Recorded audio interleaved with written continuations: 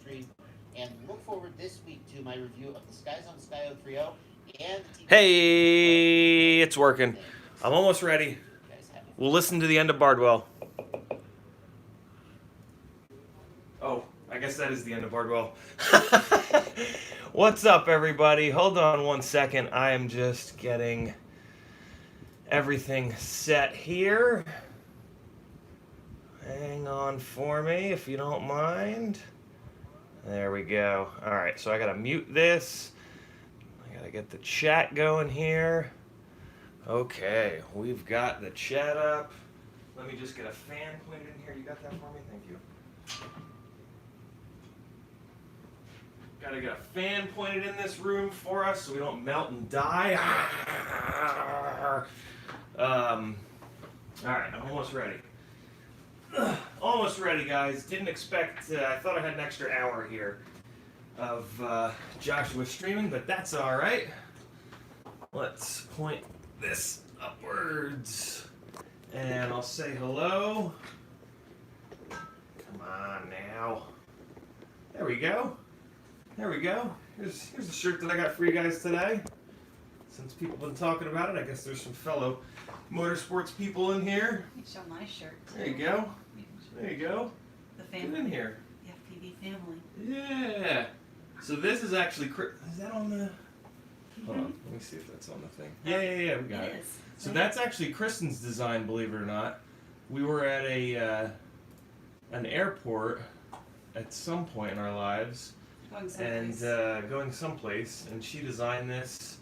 We had this thought for Schizo's logo, Yeah. and Schizo, as well as us, are fans of Rick and Morty. Rick and Morty. Yeah. So Kristen did this design. Schizo loved it so much he had Lumineer print it. So you guys can get you a Pickle Skits shirt. You got FPV, I think so. Yeah, got FPV. Go Thank support you, Noah. me. In no way. Indirectly. I'm definitely not Enjoy. collecting. Yeah, support us with a shirt that we get nothing from, but we don't care about that. We more care about cool shit existing. All right, guys. Oh yeah, haircut too. I look like a human again. Isn't that nice? When I work from home. Oh, the mic is a little janky. DJ Pop, how's the mic now? I've been moving the things around. License to Drive says the F40 in the shelves behind you. Is it RC? Always love the look of that one. It is not RC. It is Lego. So a couple Christmases ago, my parents got me the I think they got me this, the Lego Mini Cooper. And then the following Christmas, they got me the Lego F40, and it is really, really cool. They did a hell of a job on it. The motor is like super detailed. There's even like the little, they've got the little intercoolers there on top. They've kind of got little turbos in there. Really, really impressive design. Yeah, very, very cool. And I even have a little, LED kit for it that I need to put in. Some company makes a little LED kit for the headlights and the taillights, but you got to tear it all apart to install that. So I haven't had a chance to do that. But yeah, Lego cars, super cool, super, super, super cool. I never thought in a million years that I would play with Legos again at the age of 36 or 37 when I got those as presents, but man, it was super fun. It was very are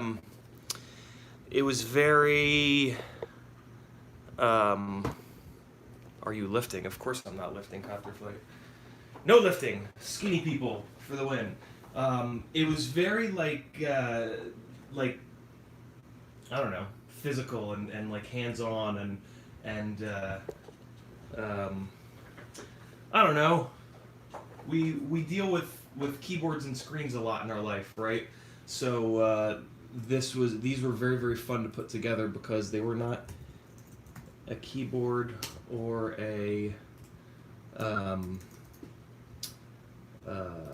screen. All right, almost forgot. I gotta plug this real quick because that's what I think you're supposed to do as somebody that's on YouTube. I just dropped a link to my Patreon. More importantly than that, what's up, everybody? My name's Aaron Ciotti. Everybody just calls me Ciotti, so should you.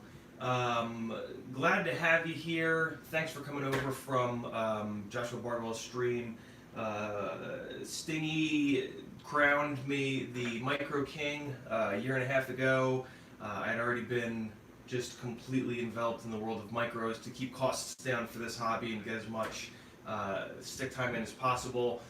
So I just kept going with it. I do have quite a few 5-inch rigs and I fly a lot, but I've never lost touch with micros, and I'm very close to having a micro setup that can almost reproduce the footage that is coming out of a 5-inch rig with a Session 5. More on that as it gets a little bit more dialed in. I'm kind of just waiting on Runcam's dual lens setup to kind of finish that out, because the Tarsier is good but not great. Definitely good though. So yeah, glad to have you guys. I just dropped a link to my Patreon. Huge thanks to the 18 or 19, I think it is, folks that are currently Patreons. Love you guys.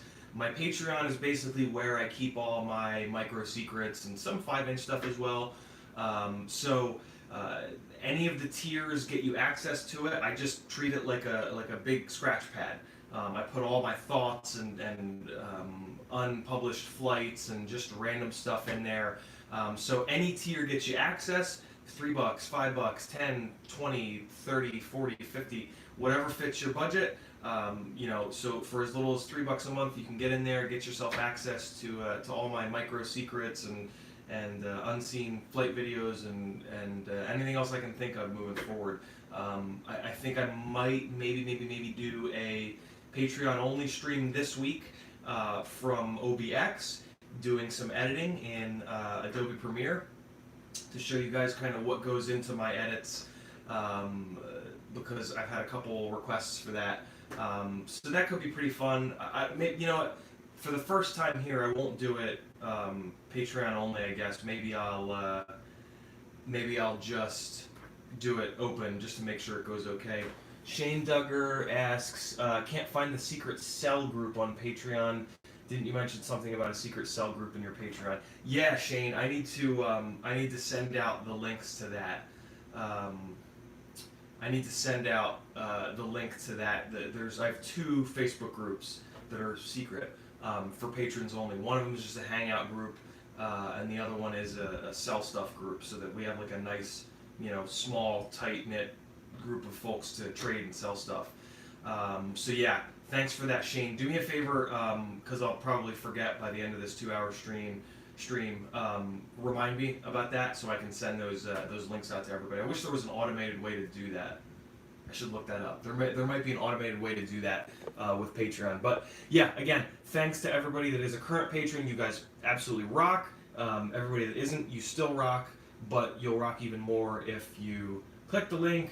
I'll throw it in there again, and become a patron, because all the money that comes through there goes right back into micro testing, so it's only going to benefit all of us for me to have a couple more bucks to throw at whatever the newest and hottest set of motors is, to see how they are, give them a test, and see if they're good for public consumption as per my impossible standards.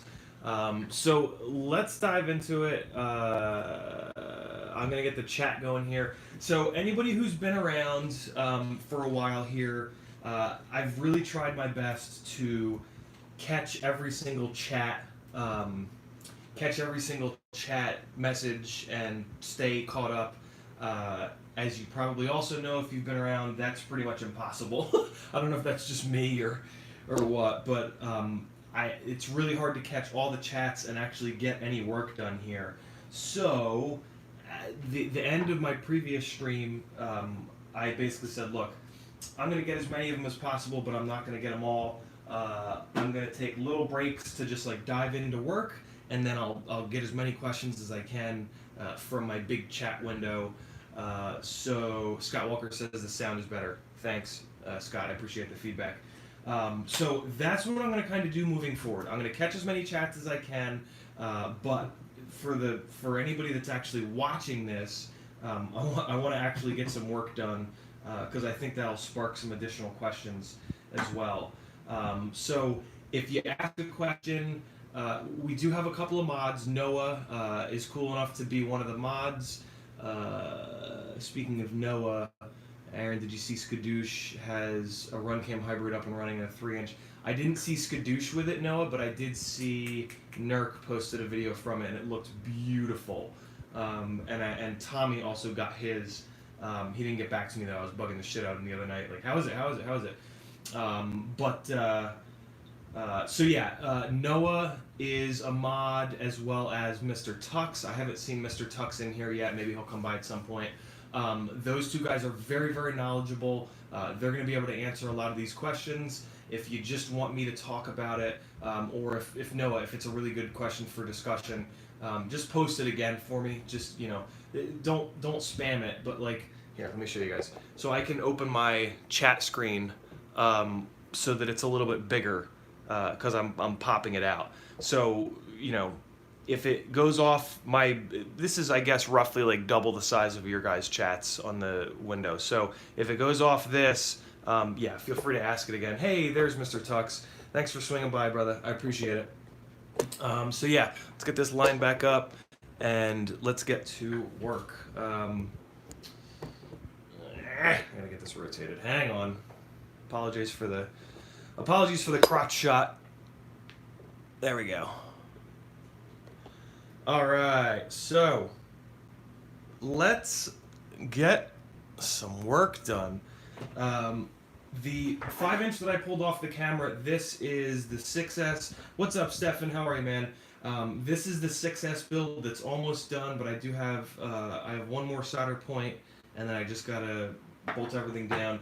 This was my last remaining 5-inch rig that desynced, fell out of the sky, and I'm going to give this ESC one more chance. If it desyncs on me one more time, it's gone.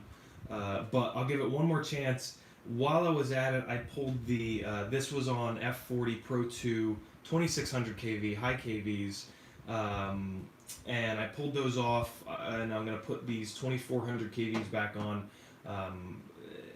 Oh, I almost forgot. Somebody asked about my thumb. I have anxiety issues, and it comes out in me biting my fingernails and shit. So I have a bacon Band-Aid on right now. Here you guys go. We ran out of regular Band-Aids, but I had like novelty bacon Band-Aids. So that's what I'm sporting today, is a bacon Band-Aid. Plus it makes my finger look like it went through a wood chipper, so that's fun. To make people wonder about that. So, alright, yeah, let's dig into it here. I'm going to pop these 2400 kV motors on here real quick so that I have a working 5-inch again, and then I will, if I have extra time, I will do a little bit more work on the 6S build there, and yeah, we'll be back in business.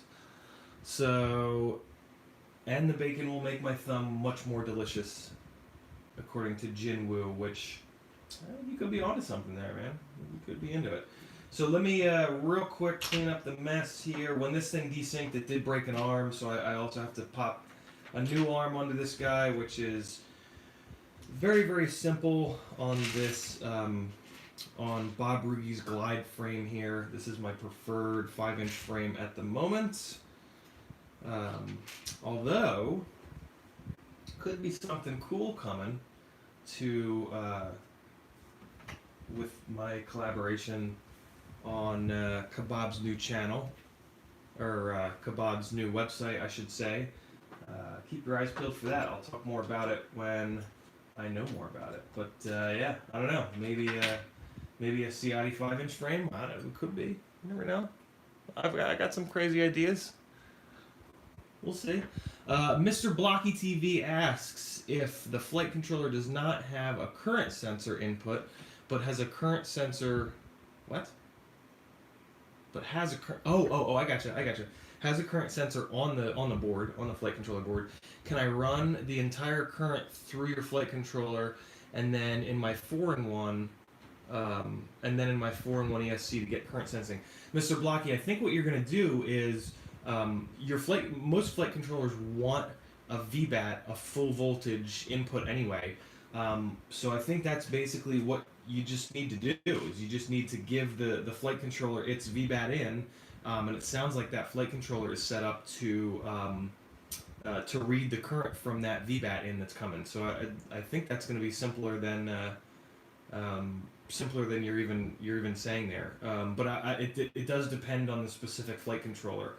But yeah, I think it sounds like they have that flight controller set up just to read for its own current sensor to just read the VBAT in. So just feed it that VBAT in and you should be good to go. There was another question about something, and I forget what it was.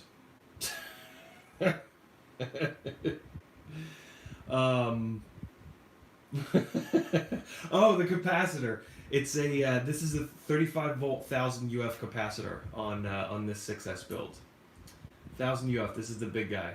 Since it's going to be 6S, I wanted to give it a big ass capacitor. Technically speaking, I should do a 45 volt because the back spikes can get humongous on 6S. But this is a 1600 kV, a little bit lower kV 6S, so I'm hoping that one's enough. The 45 volt capacitors are huge. Really, really, really, really big. Mackeye asks, will a higher voltage capacitor help with the issue you're having?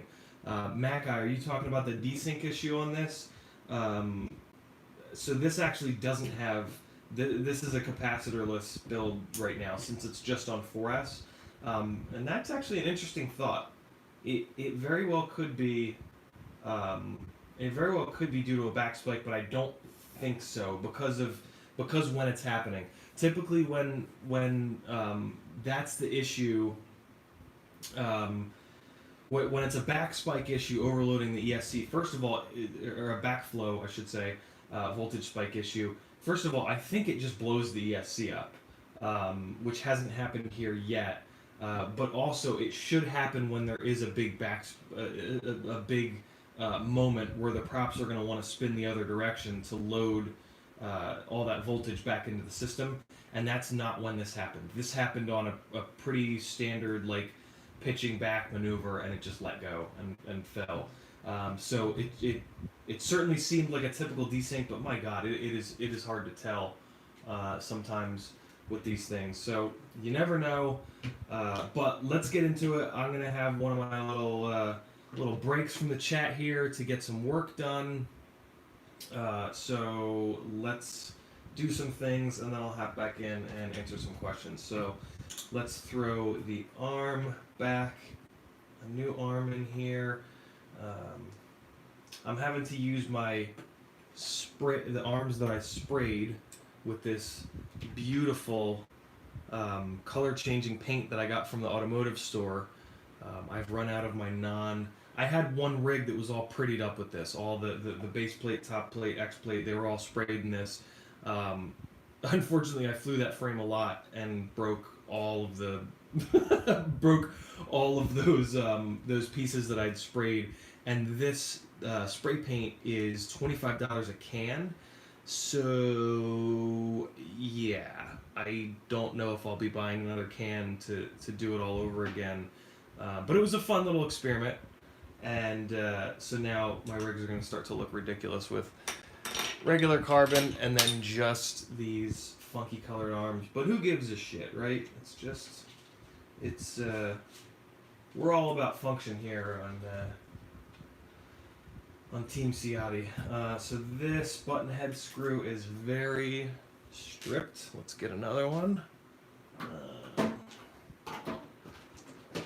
Here. Apologies for the messy workbench here today. This is what happens when I'm trying to get multiple rigs back up in the air. I think this is this length. Nope, one longer. Come on. Alright, there we go. I think this is the right length. Sure enough. Alright, good. That one's garbage. What paint is that and how durable is it? Mr. Tux asks. It's, I'm not totally sure. If you Amazon, it's the only one that's $25. If you Amazon like color changing spray paint, I bet you'll find it. I know it is sold on Amazon. Post the link and I'll click the link, Mr. Tux. You're one of the few that can actually post a link. Go to Amazon, yeah, just search for like color changing spray paint purple. Throw the word purple in there, and I bet you'll find it. And then you can post a link for everyone. In terms of durability, it's about as durable as any other spray paint. I wanted to clear coat it because I know the clear coat definitely helps, but I was being lazy. What's up, Holger? I was being lazy and I didn't, and then it all chipped off. So I don't know. It would almost definitely be better with another layer of some sort of a spray clear coat over top. What I will say is it looked cool when it started to come off. It sort of had a well, you know, I have it. I have some of the arms where it started to come off. Oh, here, it came off this frame. So here's how it kind of started to come off. Some of these big chunks where it came off are where I had the foamy guys on there, but some of the other spots, like it did just come off as the arms would flex and whatnot, it would just kind of chip off, which, yeah, I mean, it looked kind of cool. It just looked sort of worn in. I thought it was going to look much dumber than it did when it started to scrape off. And then I have a couple arms floating around. Here you go. Here's a couple arms that it was on, that were on the glide frame. So you can kind of see these held up a little bit better. This is where the arm is touching the is touching the base plate, so it just kind of fuses together after a while, and then it peels all off. But you can't see that. So yeah, you can see on these arms it held up pretty good. It also kind of depends on how you spray it. It is important to pay attention to the directions and spray it on there right, give it enough time to cure and whatnot. But man, it looked really good. All right, so Noah just posted a link to the Rust-Oleum one. Hold on. The Rust-Oleum one might not be the one. Let me check real quick. There's two different ones. Oh no, this is it. Yeah, Rust-Oleum Color Shift. This is the one. Yep. Oh look, 27 on Amazon. So get yourself a bargain and go to an auto parts store. Call ahead though, because not all the auto parts stores have it. But this is the one. Noah posted the link, Rust-Oleum Specialty Color Shift. This is what I got. And you'll see it says on the bottle, apply over a black base coat. That's important. I put it over a white base coat, and it looks totally different. Let me find that real quick. I did it on my, here it is. I did it on the back plate of my QX7 transmitter. So what's cool about this though, this really shows you what the spray paint is, right? Because it's on white. So I mean, this is all it really is. It's literally just like little flecks that bounce the light. I don't know, kind of looks cool, maybe on white, but on black it looks really, really gnarly. It looks really good. So there you guys go. It also, I can also say this, it did not add, I was concerned that it was going to add weight. That was one of the other reasons why I didn't clear coat it. The two main reasons are, I was worried it was going to add weight, and I was worried it was going to fuck up the tolerances, because it was starting to get thick.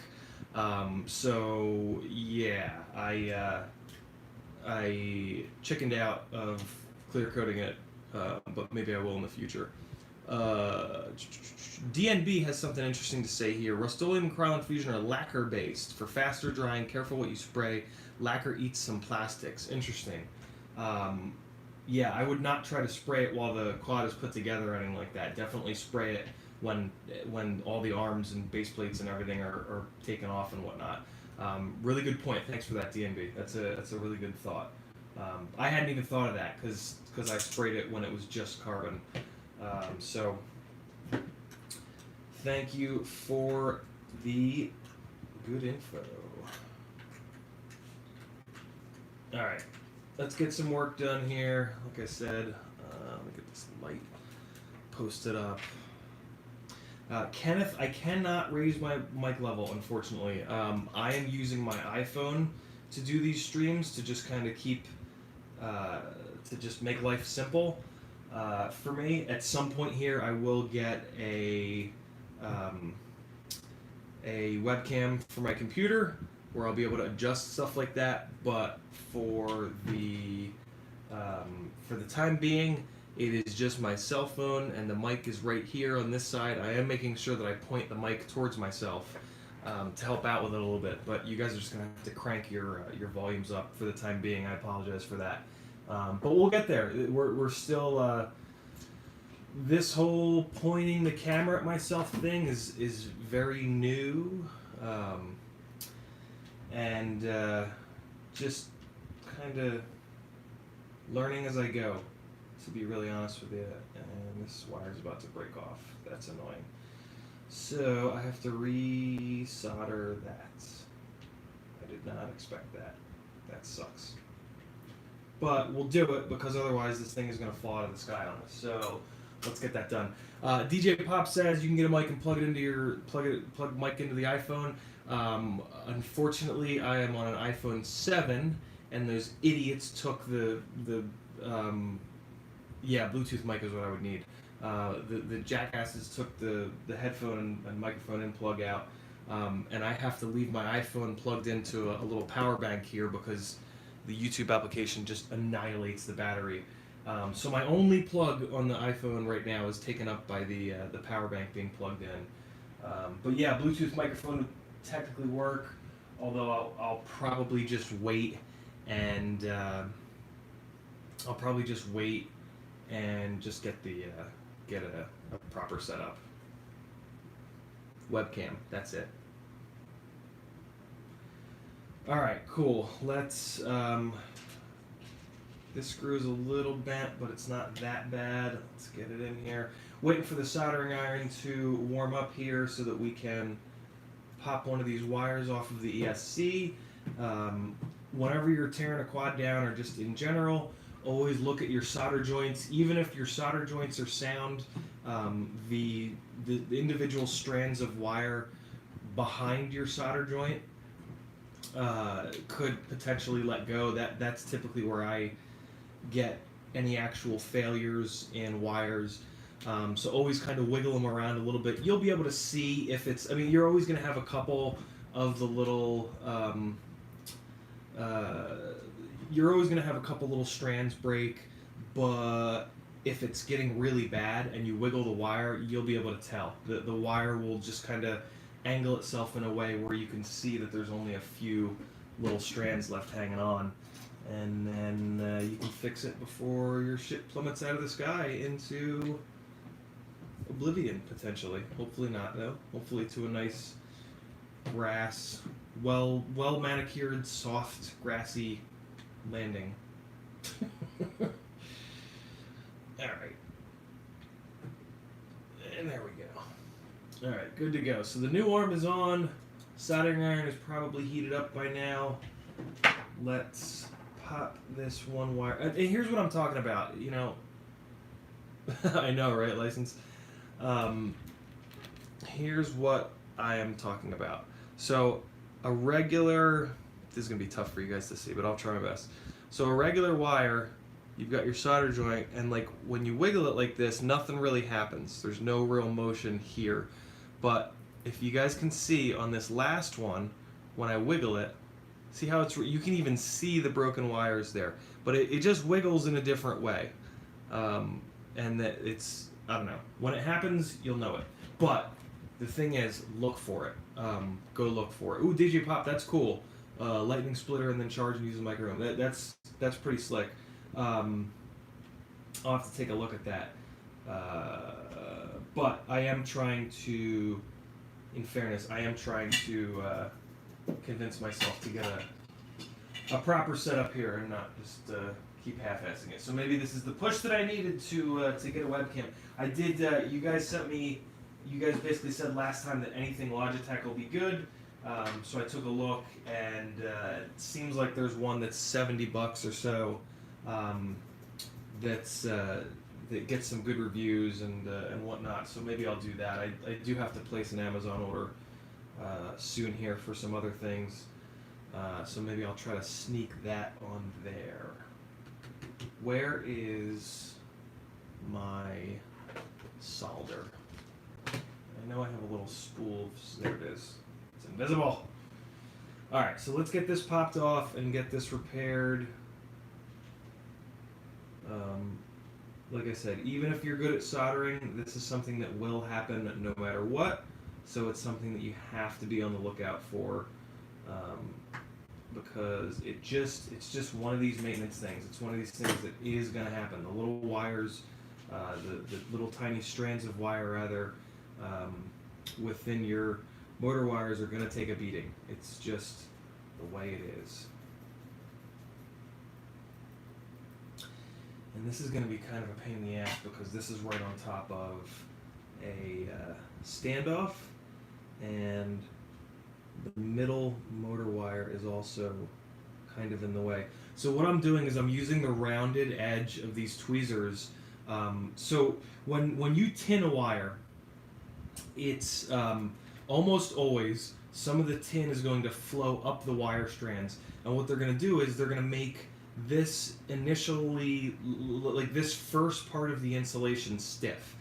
It's stiff because there's solder in there, and the solder is malleable. So what you can do, if you take something rounded and kind of like soft edge, you can kind of flex that down and just push down on that solder a little bit. You got to be careful because you're obviously putting stress on here and you're putting stress on the little wires, but you can just kind of bend it down a little bit where it has hardened in there in the insulation. And that's what I did just to kind of get this out of the way, because I need to access the pad that's right next to it to clean it off and make sure there's no little strands of nonsense in there. So we're getting there. Let's put some flux on it now to really get that whole joint warmed up.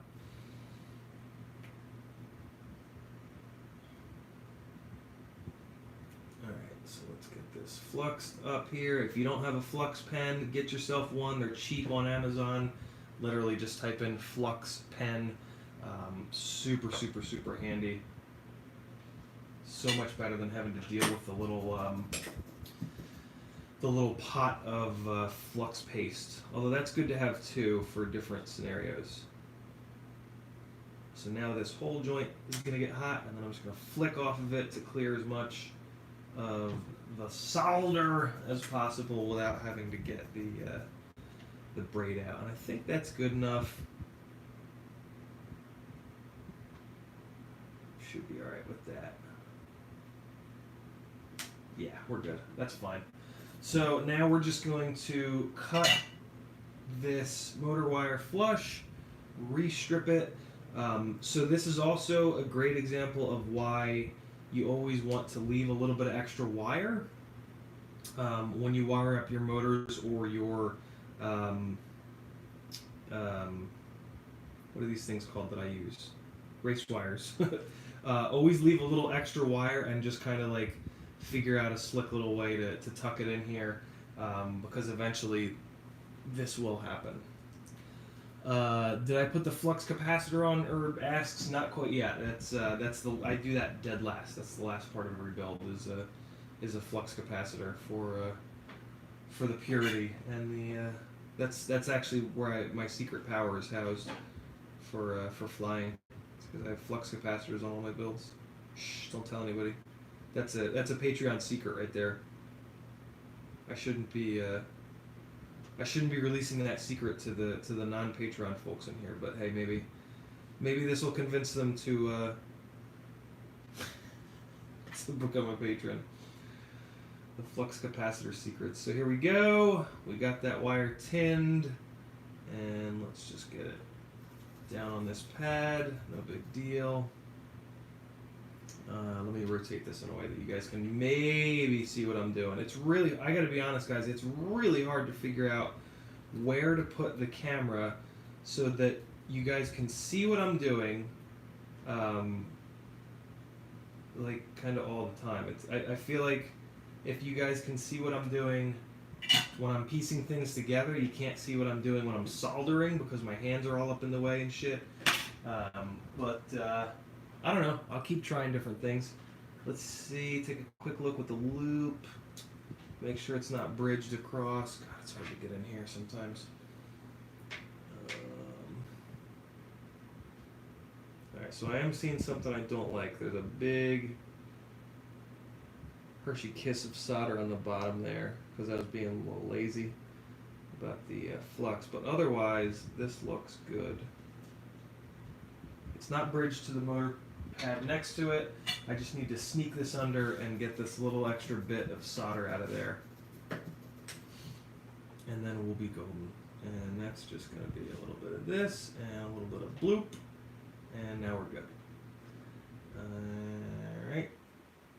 Clean one more thing up. I can see a little solder ball down here on the bottom. And we got that. Okay. Alright, so we're good to go.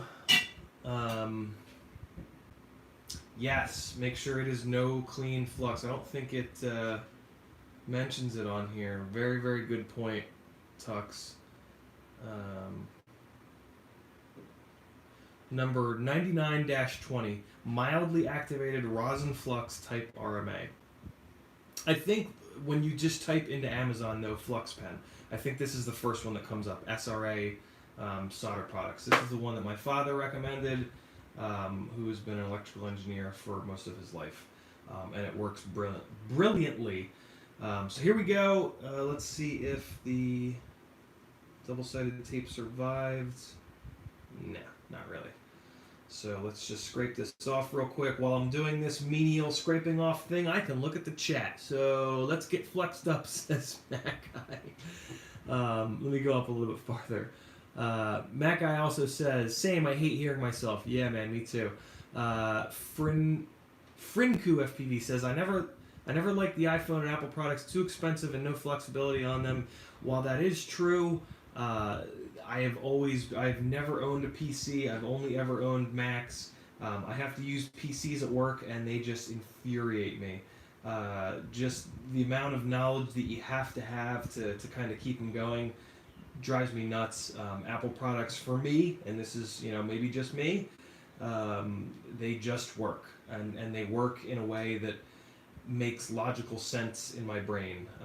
So yeah, I very infrequently do I run into a situation where the lack of flexibility burns me. This is one of them, but I will totally sacrifice this moment for their products just kind of working and just working really well. So yeah, but again, that's just me. No wrong answers. So at this point, I do want to make sure that I have, since I'm pulling these motors off of another build, I want to make sure that I have enough slack and length on, oh yeah, I'm fine. On the, I wanted to make sure that these pre-cut motor wires on this from the stators were long enough to reach this before I taped it down, and we're absolutely fine. So, although there's no reason to tape it down yet, let's get it soldered up to the motor first. Let me just check the rest of these wires to make sure they're not breaking. Usually when the wires will break after the solder joint like that, it's almost always when an arm breaks and it pulls them. That the little strands of wire in there, they're resilient, but if they get pulled really hard, and specifically if they get angled and pulled really hard, they will let go, especially after a while. This is a rig that's been together for a while. It's been crashed a lot, slammed and smashed a lot. So yeah, that's what's going on there. So let's get some motors soldered up. Yeah, this one will work. So I do have something going on here. So these are actually motors that I ganked off of the wall. My wall represents, I'll show you guys in a second. On my wall, I don't hang working quads for the most part. I just hang prototype frames and broken builds and shit like that. Because the way that I hang them, I just put a simple little brad nail really high on the wall, and then I take a piece of fishing line and I loop that over the brad nail, and then I just drop that fishing line down and hang the quads off that fishing line so it looks like they're just floating magically. Not only is it the cheapest way to hang them on the wall, because fishing line is like $10 for a gazillion yards of it, but it's just simple. It's just nice and simple. I already have tons of brad nails. Bardwell's system is pretty slick with those I don't know what they're called. He just said the name of them, but it's basically something you buy from a Target or whatever that's a little hook, and you just hook it on there. But I like this setup because I'm using stuff that I already have. So there you go. I'm going to put a couple tiny little pieces of shrink wrap over this. You guys probably can't see it, but there's a couple spots where the I'm guessing that I retired this stator because the insulation started to fail here. Hopefully that's why I retired it. So let me fix that real quick here with some shrink wrap. I could also fix this with liquid electric tape, but I don't feel like waiting for it to dry. Somebody asked about battery charging, and thank you for asking about that because I need to get a. Oh no, I got it done last night. I thought I had to get some batteries on the charger, but I guess not. Oh no, wait, I do. I have to get my 6S batteries on the charger. So hang on a second here. Let's get a 6S battery going here on the Q6 Pro, and I'm just going to do them. Right now I've been doing batteries one at a time because you guys probably can't hear me. Hold on. I'll talk when I get back. Alright.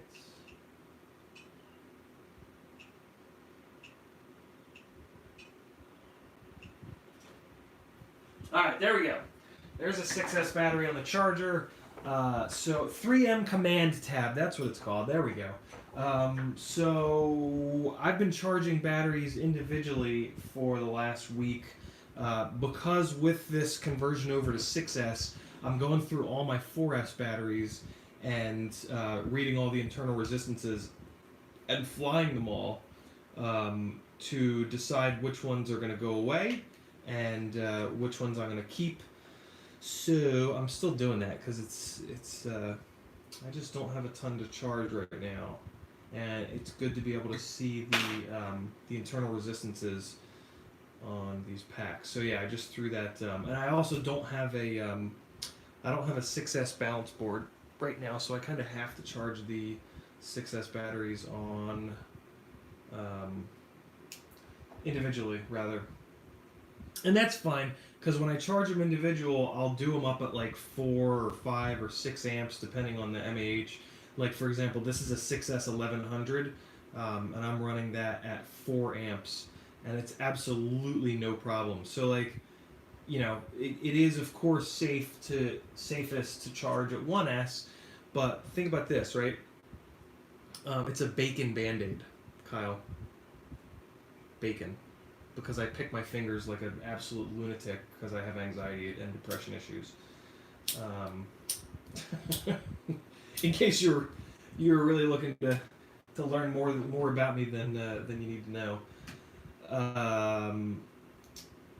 But yeah, so think about this, right? When we're in flight, we put 100+ amps into through the batteries. So when we're charging, the theory behind charging it at 1 amp is heat is the enemy of batteries. So by charging at 1 amp, you put as little heat as possible within reason into the battery. But even up at 4 amps, or 5 or 6 or even 7 on like a 1500 mAh, the batteries just don't get hot. They really don't. Like the first couple times I did it, I was very sketched out, and I kept checking the battery, and they don't get hot at all. And I believe getting DNB, that's a good point. Discharging is very different than charging. Yeah, I mean that could totally be right. I started doing this when I heard Jet say that he charges up at like 8, 9, and 10 amps. I think he said with no problem at all. And with how quickly I destroy batteries anyway, just from slamming them into stuff, and from over discharging them, I'm gonna give this a shot. At some point, I'll get a Bardwell 6S balance board, and then I can, I'll run the whole balance board and run them at like the max on this charger, which is like 14 amps, and it'll be fine again. But currently running these guys at 4 amps, I've had no problem at all. They fly absolutely fine. They don't get hot. I've been monitoring the internal resistances. They haven't been rising. So yeah, I'll give it a shot. I don't know. Dividing by just said racers are charging at 3 to 5C. And I mean, if it was hurting batteries, I don't think they'd be doing it because, I mean, if a battery doesn't perform at its absolute top, you know, the most, if they're not getting the most performance possible out of a battery, they're going to trash it and get a fresh one. So yeah, I don't know. I'm going to give it a shot for a little bit here, and I'll report back for sure. You guys know that. All right. So again, I'm going to ignore the chat to get some work done here. My apologies. And get in there. So these are the OG race wires with the pads right on top of one another. And what I like to do is check each joint real quick.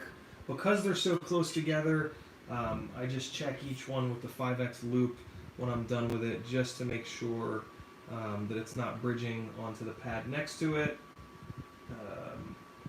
because it's very, very easy to do with these pads being so close together. Yeah. Sometimes I can see clearly that it hasn't bridged. Sometimes I can't. This is one of the times that I can't. Yeah, we're good to go. They're not actually that bad. It's usually it looks like it's bridged.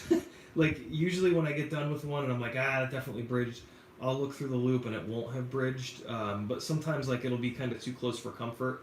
But it's actually not that bad. I mean, if you're patient with them, the big thing that helps, in my opinion, is so you've got the 3 pads, and you've got your 3 wires.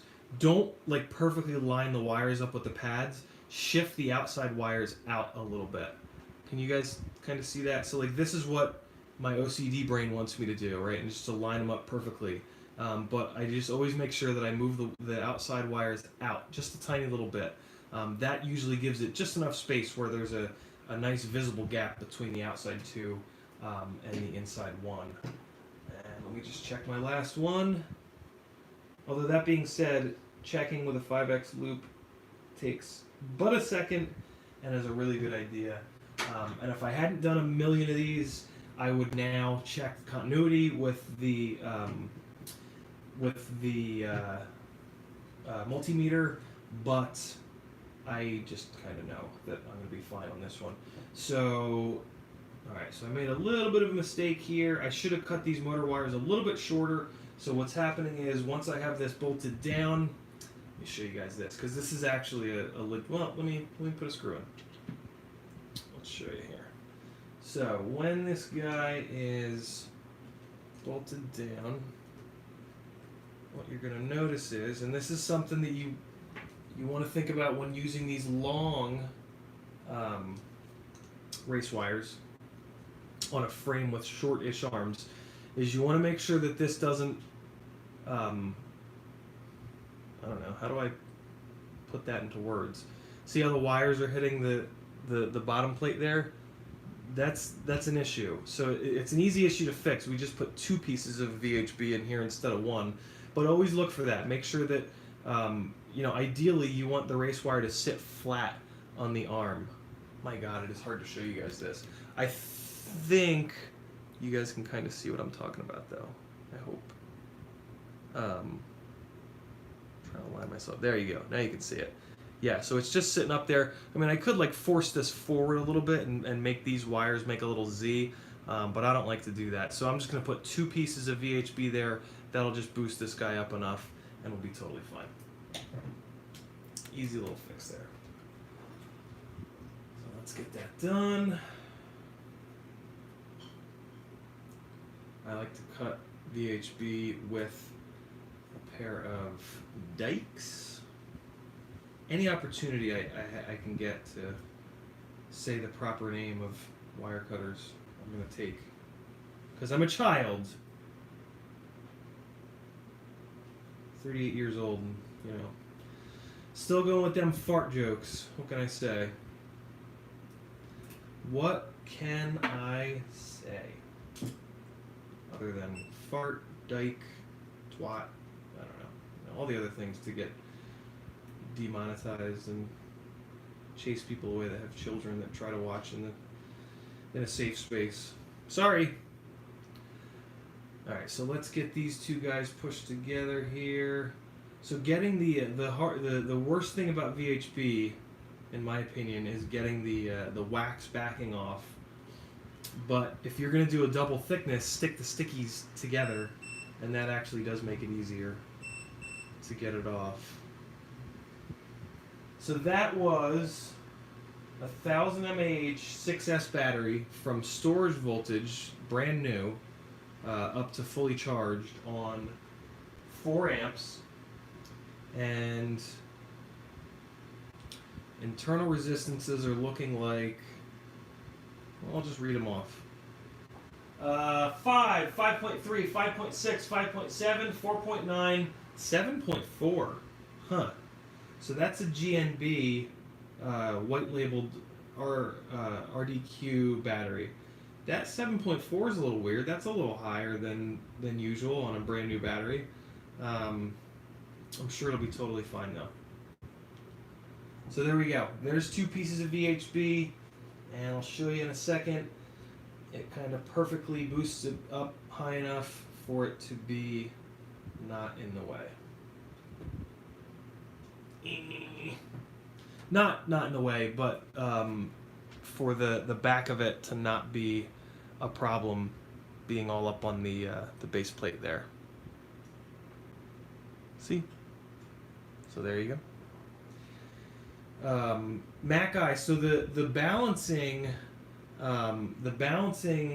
it can't balance the internal resistances. It can only balance the voltage. I was reading out internal resistances. The internal resistances are just, they are what they are. And as you abuse a battery, they get worse and worse and worse.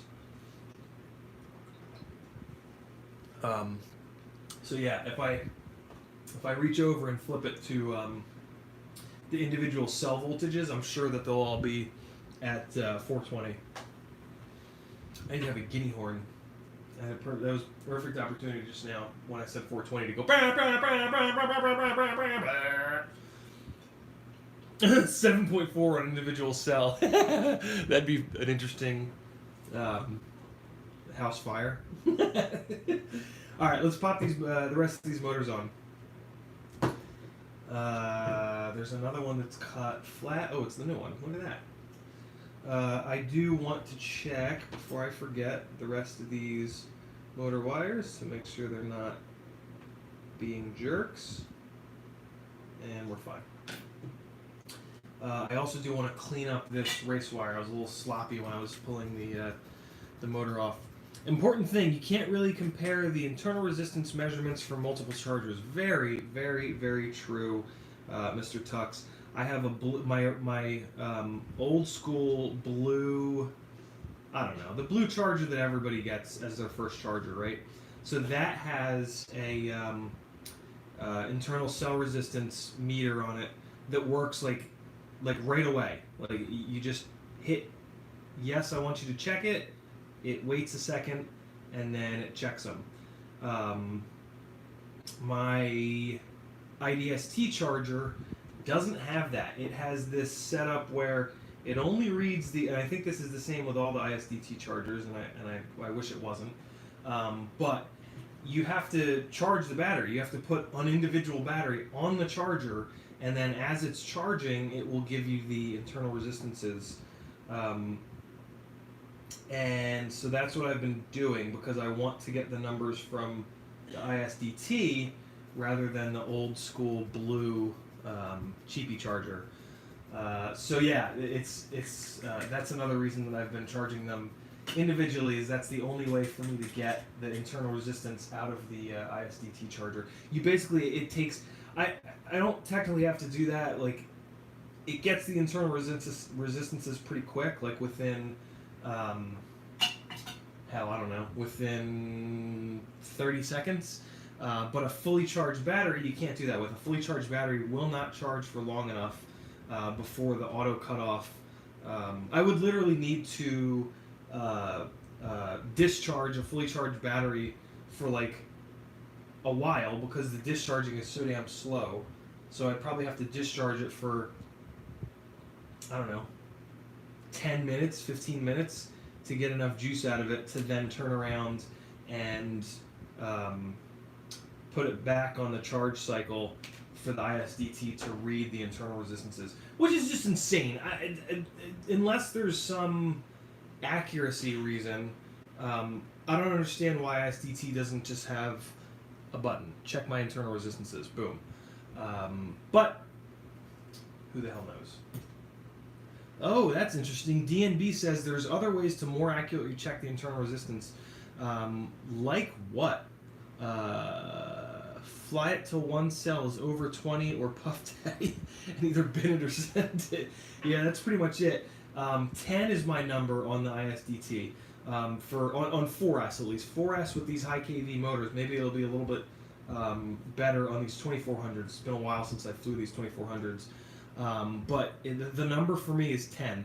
Once more than half of the cells are over 10, I take those out of my like serious rotation and they become like practice batteries, or if I have somebody that's if I have a friend that's kind of getting started in the hobby, I'll just give them to them or sell them to them like really cheap, $5 a battery or whatever, just so that they can, you know, have a bunch of batteries, because they still fly totally fine. They just set when the internal resistance gets over 10, they just sag like crazy, and especially towards the end of the battery, the sag is just vicious.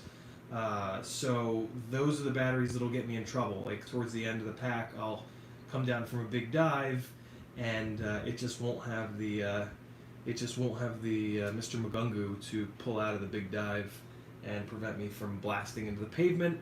And as you guys that have been around for a while probably know, me blasting into the pavement happens plenty already. I don't need an outside influence on causing me to slam even more often than I already do. So there you go. Long answer for a short question, I guess. Let's get these guys tinned up here because this is a brand new stator. Kyle K says, land now, check the voltage. Settings for that. Some people set the warnings a bit conservative. Yeah, I set the settings less conservative. I drop it from 3.5 down to 3.4 and 3.3 down to 3.2 to squeeze a little bit more out of each battery. I'm actually probably going to stop doing that though, because I have a couple fairly new batteries that I just wrecked. I was really mean to, and I only have like a few cycles on them, and they're like shot already. So I'm probably going to go back up to 3.3 and 3.5 so that my warnings come on a little bit quicker. But play around with it. It's, you know, everybody flies a little bit different, and different motors are harder on different jib jabs. No wrong answers. On the newbie drone prototype brushless whoop, I had to set those warnings down to like, good God, like 2.2. I forgot how bad the actually no, when I was flying whoops a lot, we didn't have OSD, so I never got to see how badly those whoop batteries sagged in flight. So this is the first OSD whoop I've had, and it's just ridiculous, man. They sag down like crazy. No wonder why those batteries puff after a couple cycles. But yeah, so I had to set those warnings down at like 2.2, 2.3, 2.5 or something. 2.6. No, you know what? It was 2.5 and 2.8. I think the reason why 2.2 is in my head. 2.2 is when. Thanks for coming by, Tom. Appreciate you, man. 2.2 is when the VTX like basically browns out, and it falls out of the sky. You start to get vertical lines in it, and it just falls out of the sky. Yeah, I fly whoops without the OSD. I put the OSD on a switch, so I can shut it off. That way the footage coming out of the whoop doesn't have the ugly OSD on it. So yeah, when I started to see how low they were going, I was like, wow, that's pretty low. And then I wrecked a battery pretty quickly. I'm like, okay, so I guess that's too low. Because I'd always been of the mind, as are a lot of folks, to just fly Whoop batteries until they fall out of the air. But I've never seen the video brown out like this.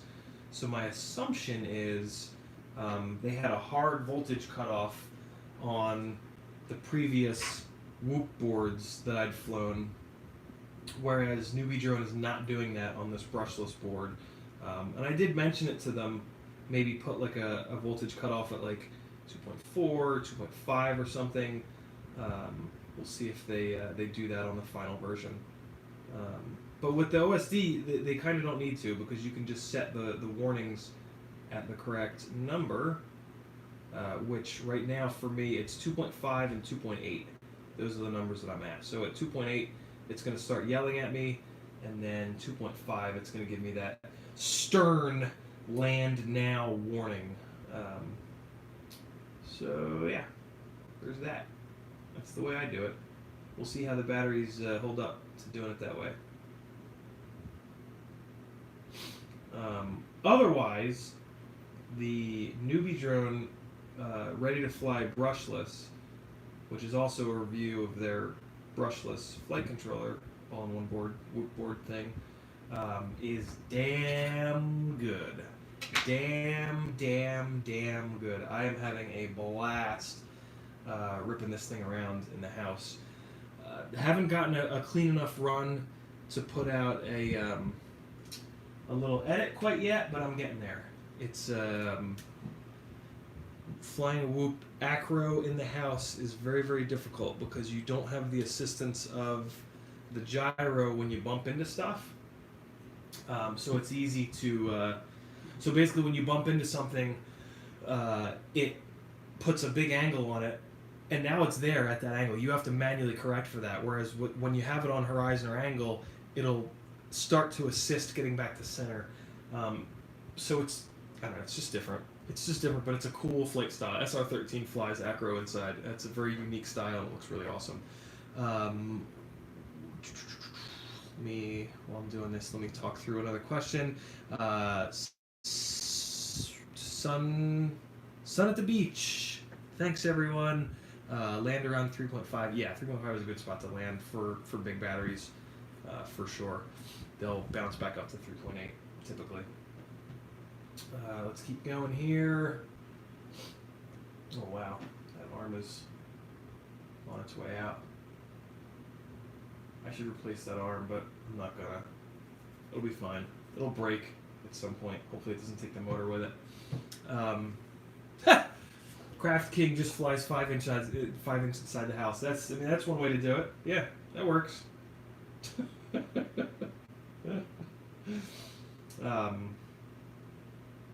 Yeah, it is. It's funny flying.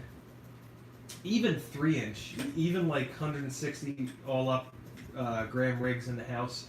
It really makes you appreciate. Not that you should do this. Definitely nobody do this, because it's absolutely the dumbest thing to do. But it really makes you appreciate like the weight and how much the weight of a quad has to do with like the accuracy and how you can control it swaying left and right, and like just the accuracy. And it really makes you understand why a 40 gram 2S Whoop is so, in my opinion, kind of impossible to fly accurately and safely in the house. Beta FPV sent me one of their 2S 65 mil Whoops a while back when it came out, and it was legitimately the hardest thing I've ever flown. Trying to fly it in the house was the hardest, most difficult flight experience I'd ever had, because it had so much power and it was just too heavy, that trying to fly it acro in the house was just absolutely brutal, and was not very fun in my opinion. But this 1S Newbie Drone rig on 0802 20,000s is like the sweet spot, which I kind of knew. I mean, whoops are at a point of development where it's kind of obvious that like flying them inside, 20 grams is what you want to shoot for. When you start getting above 20 grams, things get a lot more difficult. And yeah, it was interesting to see that. And the improvements going from brushed to brushless are phenomenal. The brushless motors having the active braking and just being a little more efficient, more powerful. Man, is that nice. Also, one of the added benefits is the way the cans are, the way that the can spins on the brushless motor rather than just the motor shaft. When you get it tangled up in your wife's hair for the first time ever, it's not as much of a mess. Like when the shaft is coming out the middle, from what I've seen, when that gets tangled up in someone's hair, it really does a number on their hair because you've got the prop and then the spinning shaft, and it really just gets their hair all up in that shit. I'm pretty sure that the brushless motors make it a lot less horrible, because when I got it stuck in Kristen's hair, all I had to do was pop the 4 props off, and her hair just slid right off the shaft. It didn't. I don't know. It didn't get as tangled up as what I've seen. So I think the brushless whoops are wife approved for anyone with wives or girlfriends that don't run for the hills the second that they hear the tiny whoop coming out to play. Or I guess animals, for that matter. I guess maybe it could get stuck in animals' hairs, although I've never seen that happen. All right, one more motor here, and then I'll dive in and grab a question or two from you fellas. Again, thanks everybody for hanging out. Really appreciate you coming by and spending some time with me while I do some work here. My Patreon is, I think I can reach over and just drop a quick link. There, oh, that's not it. That's not my Patreon. Whatever. No, I should do the right thing. Trying to be better about this. Trying to take notes from all the guys that we love. There you go. There's the link to the Patreon. If you're not a patron, that's okay. But there's going to be more and more patron-only content coming in the future. Patron-only streams, giveaways, stuff like that. It's anywhere from $3 to $50 to join. There's no difference. $3 gets you exactly the same thing as $42. $50 does technically get you my cell phone number, but I doubt anybody will ever do that. That's more of just like a joke. But yeah, becoming a patron of mine means that you get access to the spot where I put all the secrets and all these other things. So I'd love to have you on board. We've been having a good time kind of talking amongst ourselves and sharing knowledge. It also gets you invited to 2 different patron-only Facebook groups. One of them is a little swap and shop kind of thing, which should be kind of cool since it's, it's all us, right? It's a nice tight-knit little group of micro fools, so we shouldn't have to worry about like people not paying or anything like that. But yeah, hopefully there's enough perks there to sort of earn a couple bucks from you guys. Like I said, I'd love to have you over there. It's we've been having fun. All the patrons that are here, I think will hopefully back me up on that. That it's a cool little community that we've got going over there. So there we go. I'm on to I've moved this one remaining 5-inch rig onto 2400 kV motors, and this motor wire is a little bit too short, but that's okay. It's one of the things I love about race wires is when you cut motor wires a little bit too short or something. Herb, who's the craft king? EBR FPV, who's the craft king? Is that me? Am I the craft king? Why craft? What did I craft? I love it. I love the name of it. I just want to know what it means. What's up, woman? Is the cat being a bad boy? No, I just woke up, so Okay. I didn't know if he wanted to come in. He's kind of hovering. Cat might come in, guys. Are you excited? Who wants to see the kitten? Who wants a Harry Potter update? That's the name of our cat who's been through all the pancreas problems over the last couple months and has cost us a fucking fortune. But he's worth it. Mr. Tuck says the Craft King #1. What? At the Craft King #1 is the Craft King at Ciotti. What are you saying, Tux? What is that statement? Oh! There's someone in here called the Craft King. I'm retarded. There we go. Alright. Don't mind me, guys. I'm an old son of a bitch. I even said your name at some point, the Craft King. I just forgot. The King is what threw me off. The whole King thing. I'm trying to get used to that whole Micro King moniker that Stingy gave me, and some people seem to be embracing. I don't know. I try to not be braggy and whatnot. So the whole King thing is, I don't know, feels weird, man. Feels weird to me, but I know I should just embrace it and shut up. And it's a huge compliment from Kevin Doherty. So who knows? Maybe someday I will be cool with it. I guess if you guys call me it enough, I'll have to. Alright, so I saw a couple people mention the kitten. I guess you want to see him, so let's go do that once I have these two motor screws put in here. And I'll give you guys a little insider baseball on how I do my motor screws on a 5-inch, because it does make a difference. But for right now, let's hunt down that kitten.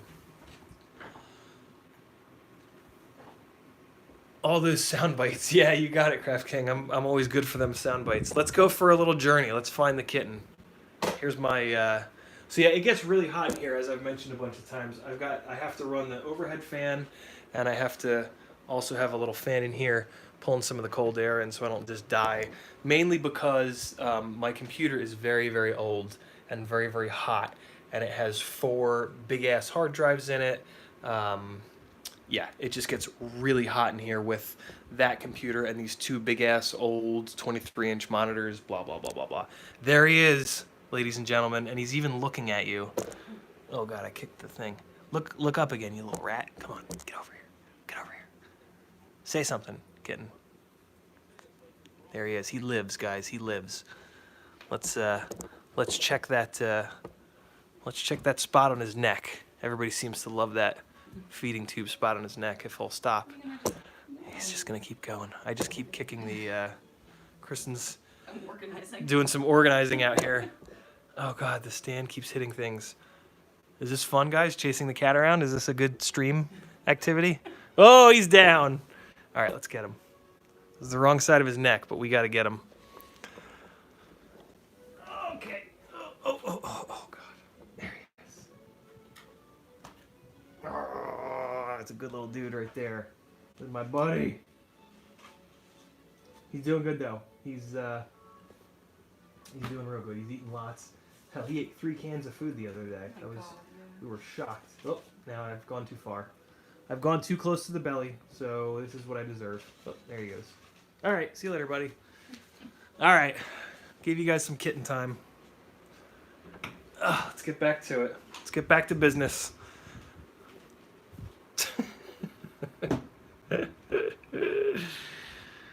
All right. Yeah, exactly. Pet, bite, repeat. Pet, for me, it's pet, go after the belly because he doesn't like it and, it's great. And then get bitten. That's the sequence. It's the way it works around here. Let me get another 6S battery on. And I see a question, how can you fly quads, something or other. Let me get another 6S battery on the charger, just so that I have it, just in case if I get that done, I can fly it. Here we go with a Pyrodrone 1100. This is currently the lightest 6S battery I've been able to find that's above like 850 mAh. This is a 174 gram battery. So this is what I'll be running on the 6S rigs until something lighter comes out. I really, really, really hope that something lighter comes out. One of the reasons I was waiting to go to 6S is because all the batteries were too goddamn heavy. This is the first time that we've got batteries down to the weight, roughly the weight of a 4S battery. But my favorite 4S battery is the RDQ, which is a white labeled GNB, and that one is 165 grams. So I really hope that they do like somebody does like a 900 mAh 6S, because that should be down at 165 grams. And that's really where I'm looking to get to, so that I can get that get down as close as possible to the 600 gram all-up weight that I really like on 5-inch rigs. Hopefully you guys can hear that. I'm talking as loud as I can.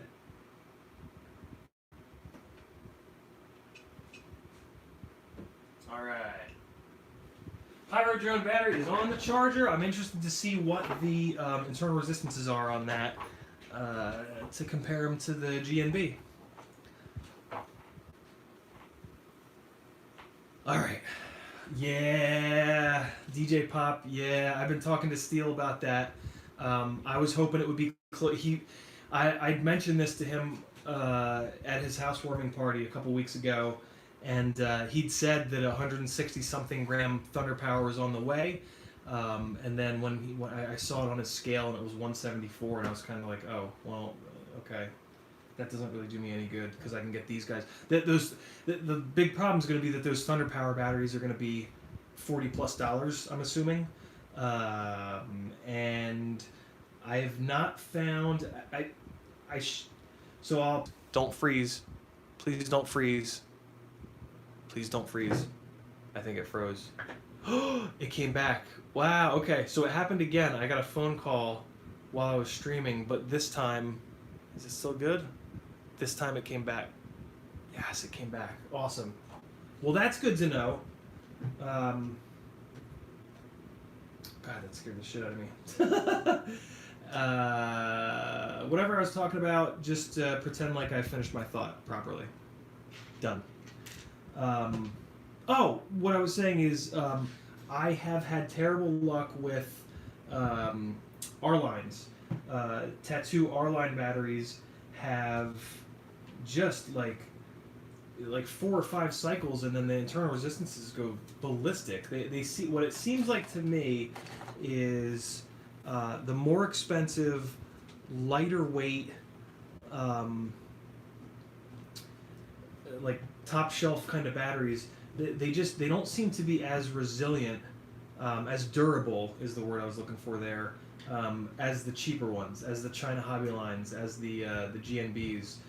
And I've talked to a lot of people who kind of have that same thought, and I am kind of hard on batteries, so it just doesn't make much sense for me to spend $40+ on a battery that's just, I'm going to put 10 cycles through and then it's just going to fall to pieces. So yeah, that's kind of where I'm at with batteries. With motor screws, I always put these, what are they called? Socketed, maybe? I don't know. These ones.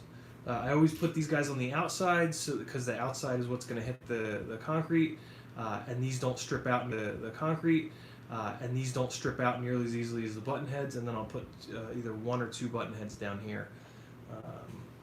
That's what I do, and it works really well. Button heads are a little bit lighter, and I have tons and tons and tons of them, which is, to be honest, that's the main reason that I do it, is that I have button head M3 hardware coming out of my ears. So I'm gonna use them. Let's get one more in here.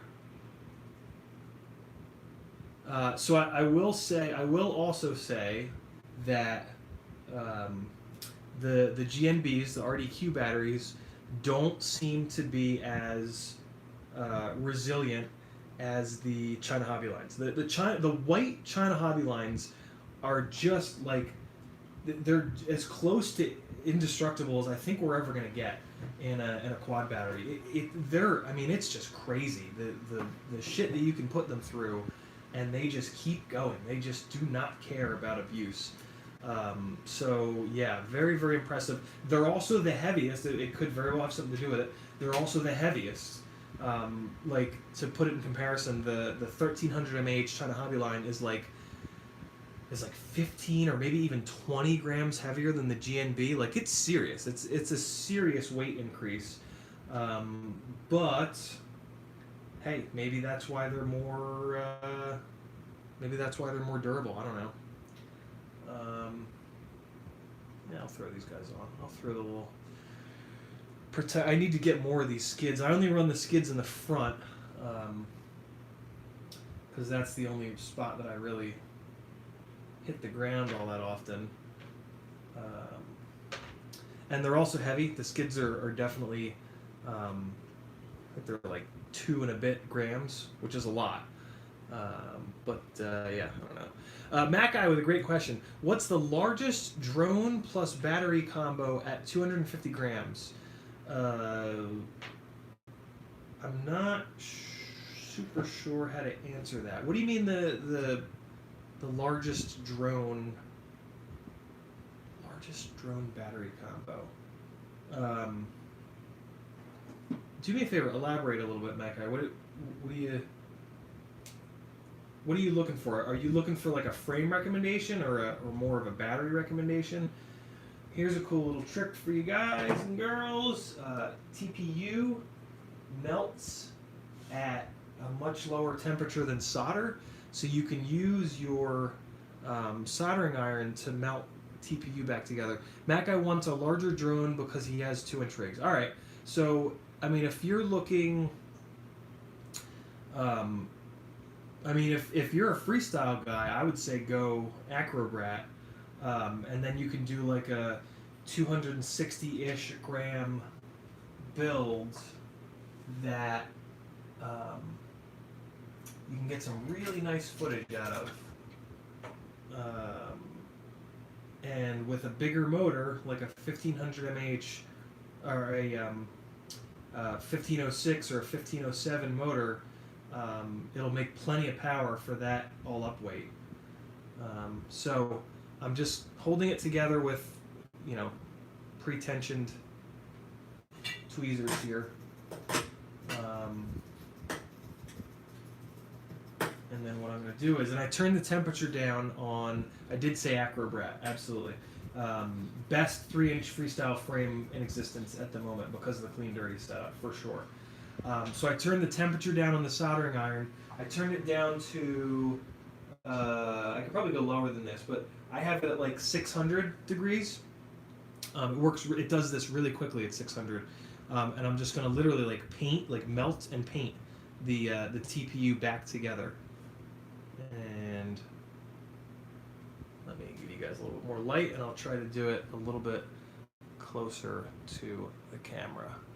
So like the slower you are, the more heat, and you'll see it melt. Like it's very obvious, and it's surprisingly easy to do. Just sit here and melt it back together. And you're just like you kind of drag the melted TPU, and if you need it to melt more, you just go slow, and you'll see it. You'll literally just see it melt on the tip of the soldering iron. It's probably not the greatest thing to do to the tip of your soldering iron, but I've been doing this for a while, and I just clean it real nice afterwards, and I don't know, I haven't had any issues.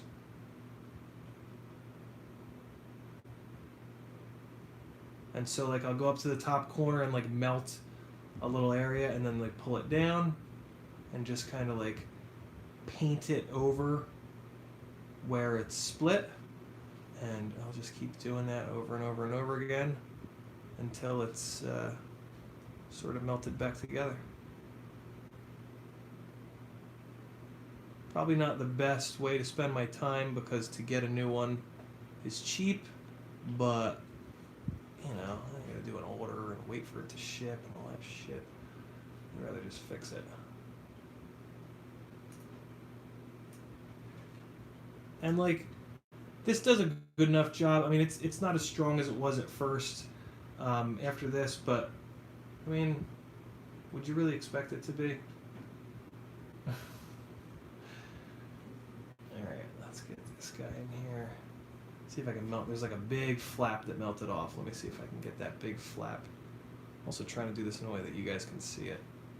So here's the big flap. I'm going to melt it and pull it. There we go. That worked really well, actually. Melt it and pull it. Melt it and pull it.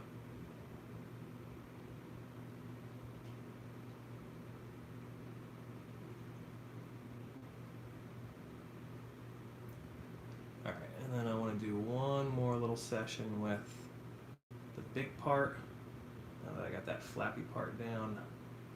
Oh, there we go. That's better. That's going to be perfect. Alright, so the big part. I just want to make it a little bit more firm in here. Just melt it a little bit more. Get some real heat into it to get the top and the bottom to really mate and melt back together. I'm even going to go on the inside to get this.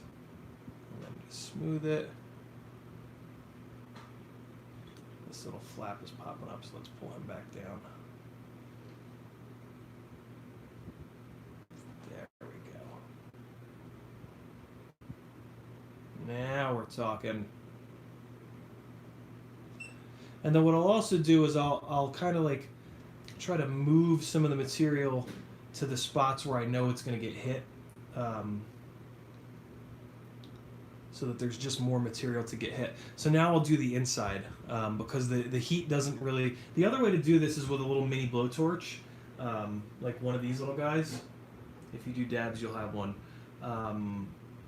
This little guy works, but it heats the whole area up. The soldering iron is much more like kind of surgical, I guess is a word. That makes sense there. But it doesn't like saturate the whole area with heat. When you do it with a torch, you can get the whole corner hot, and the whole corner will like melt together. And sometimes that's what I want, but the way that this broke, I didn't necessarily want to get the whole thing hot like that. The other problem with getting the whole thing hot like that is it can warp, and it can like no longer fit over the arm. So you got to be careful with that as well. So the safest way to do it is definitely with the soldering iron. Always clean the hell out of it when you're done, and crank the temperature up to burn some of that garbage off. Again, that might be that might be hard on the tip, but I don't really know. It hasn't affected mine yet, so I'm just gonna keep doing it until it does. And soldering iron tips are cheap to replace. So now I'll turn it back down and let's take a look at what we got. Get a fume extractor. You know, Gretel, for a while I had a little fan on my desk that I used as a fume extractor. I talked to my dad about it, and he just basically said, look, you're not doing this enough to really need to worry about solder fumes. If you were working on these things every single day, yes, it would be something that you would definitely want to give some thought to. Like he had to give thought to it because he was, he would solder for multiple hours of the day, every day at work. But he basically said, look, like you're not doing it enough to really need to worry about that. He also had the more clean solder that he would sometimes use, but yeah, and I kind of trust him. I mean, I'm soldering for a total of maybe, think about the amount of time that there are actual solder fumes, right? So the amount of time that bacon band-aid just fell off, whatever. The amount of time that there's actual solder fumes coming up is seconds at a time, right? And then we're only doing it 20, 30 times total throughout the whole rig. So like on a given repair, we're probably only exposed to soldering fumes for like, I don't know, 60 seconds total, right? So yeah, it's the fumes on the plastic are probably worse, EBR.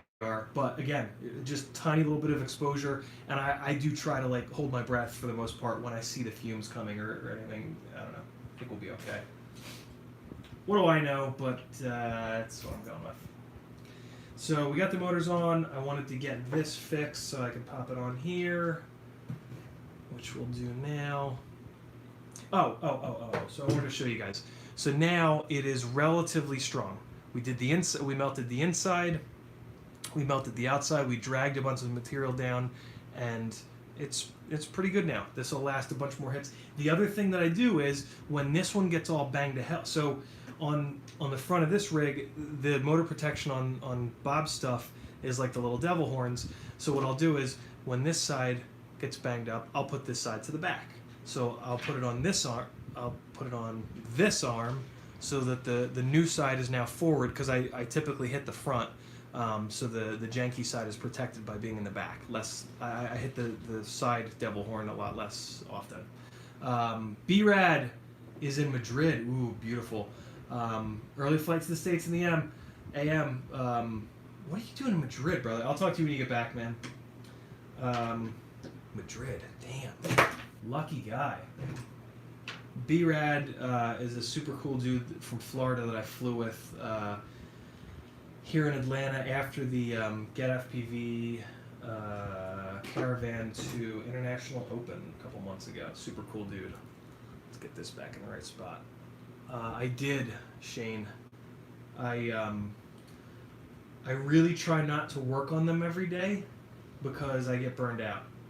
I have a real hard time with burnout in hobbies, mainly because I push way too hard when it comes to hobbies. I can't just be into a hobby for the fun of it. I have to, just dive way in and get knee deep in the whole thing and be like some kind of an authority and really dive into it and be super, super, super knowledgeable, which admittedly that is part of the fun for me. It is fun for me to do that, but it is also kind of exhausting. So I have to be careful. 30th anniversary, that's right, you told me. Oh my god, that must have been such a blast, man. Sorry it's over and you have to come home now. But yeah, man, get on up here to Atlanta. Let's fly some more. Ooh, Mr. Tuck's talking about glow-in-the-dark paint. Target has glow-in-the-dark paint that I look at every time I'm there, and I really want to do it because I have a couple of ultraviolet LEDs. So I think it would be super cool to figure out a spot to paint, figure out a way to paint part of the frame glow in the dark and then shoot one of the UV LEDs in it. But yeah, I remember that story of uranium and the glow in the dark. I forget what that was. Where we learned that uranium was radioactive. We put it in paint and a bunch of people got really sick. I forget. These are TPU. 3D printed TPU.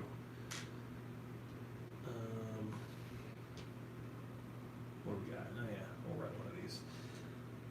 Up front. Alright, this is good. We're going to have a working 5-inch rig by the end of this stream so that I can go. I have 8.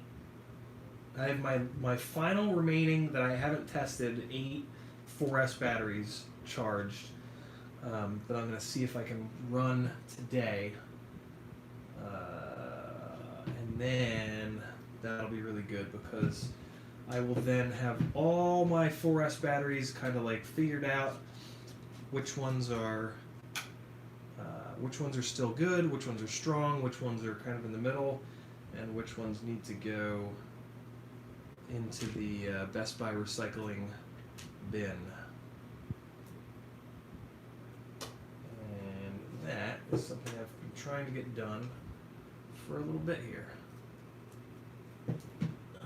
Okay, and then of course, like I said, we will jump over to the 6S rig. We might very well be able to get that done. It's just one solder point, and then tucking everything away, putting some screws on, that kind of stuff. Do I have one more of the long ones? Okay, I do. Terrific. So here I'm using, for a 5mm thick 5-inch arm, I like to use the socket-headed M5, 6, 7, 8 M8, M3 by 8 rather, or what I prefer to use on the outside two here, because they are long enough to fully engage the T-Motor F40 base. They come all the way through it, and then they don't get anywhere near the the windings. But then on the back two here, the windings are a little bit closer to the base, so I actually run an M3x7 on these back two, just so that I don't have to worry about them getting anywhere near the windings. And the outside two are also the ones that take more of the stress. The biggest hit you're going to have on a motor is going to be coming down like this, and that's going to want to fold the motor in this way, so that's going to put all the stress on the outer two.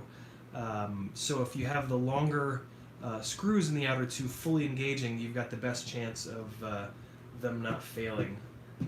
And then the inside ones are never going to take that much of a hit, so you can get away with running screws in them that don't go all the way through the motor base. So there's that. And that's how I do that. That's also why I run two in the front rather than just one. I don't do that in the back. In the back, I just run one of the button heads. But in the front, I'm looking for all the strength I can get, so I go with all four. So there we go. I think that's it. That. Let's make sure everything is still tight. Can't imagine why it wouldn't be. Just spot check. This is literally just me like spot checking a bunch of the ones that I know that. Oh, and I found one.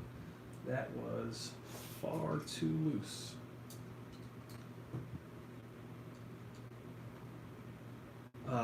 On 5-inch rigs, hardware absolutely loosens up, even with Loctite.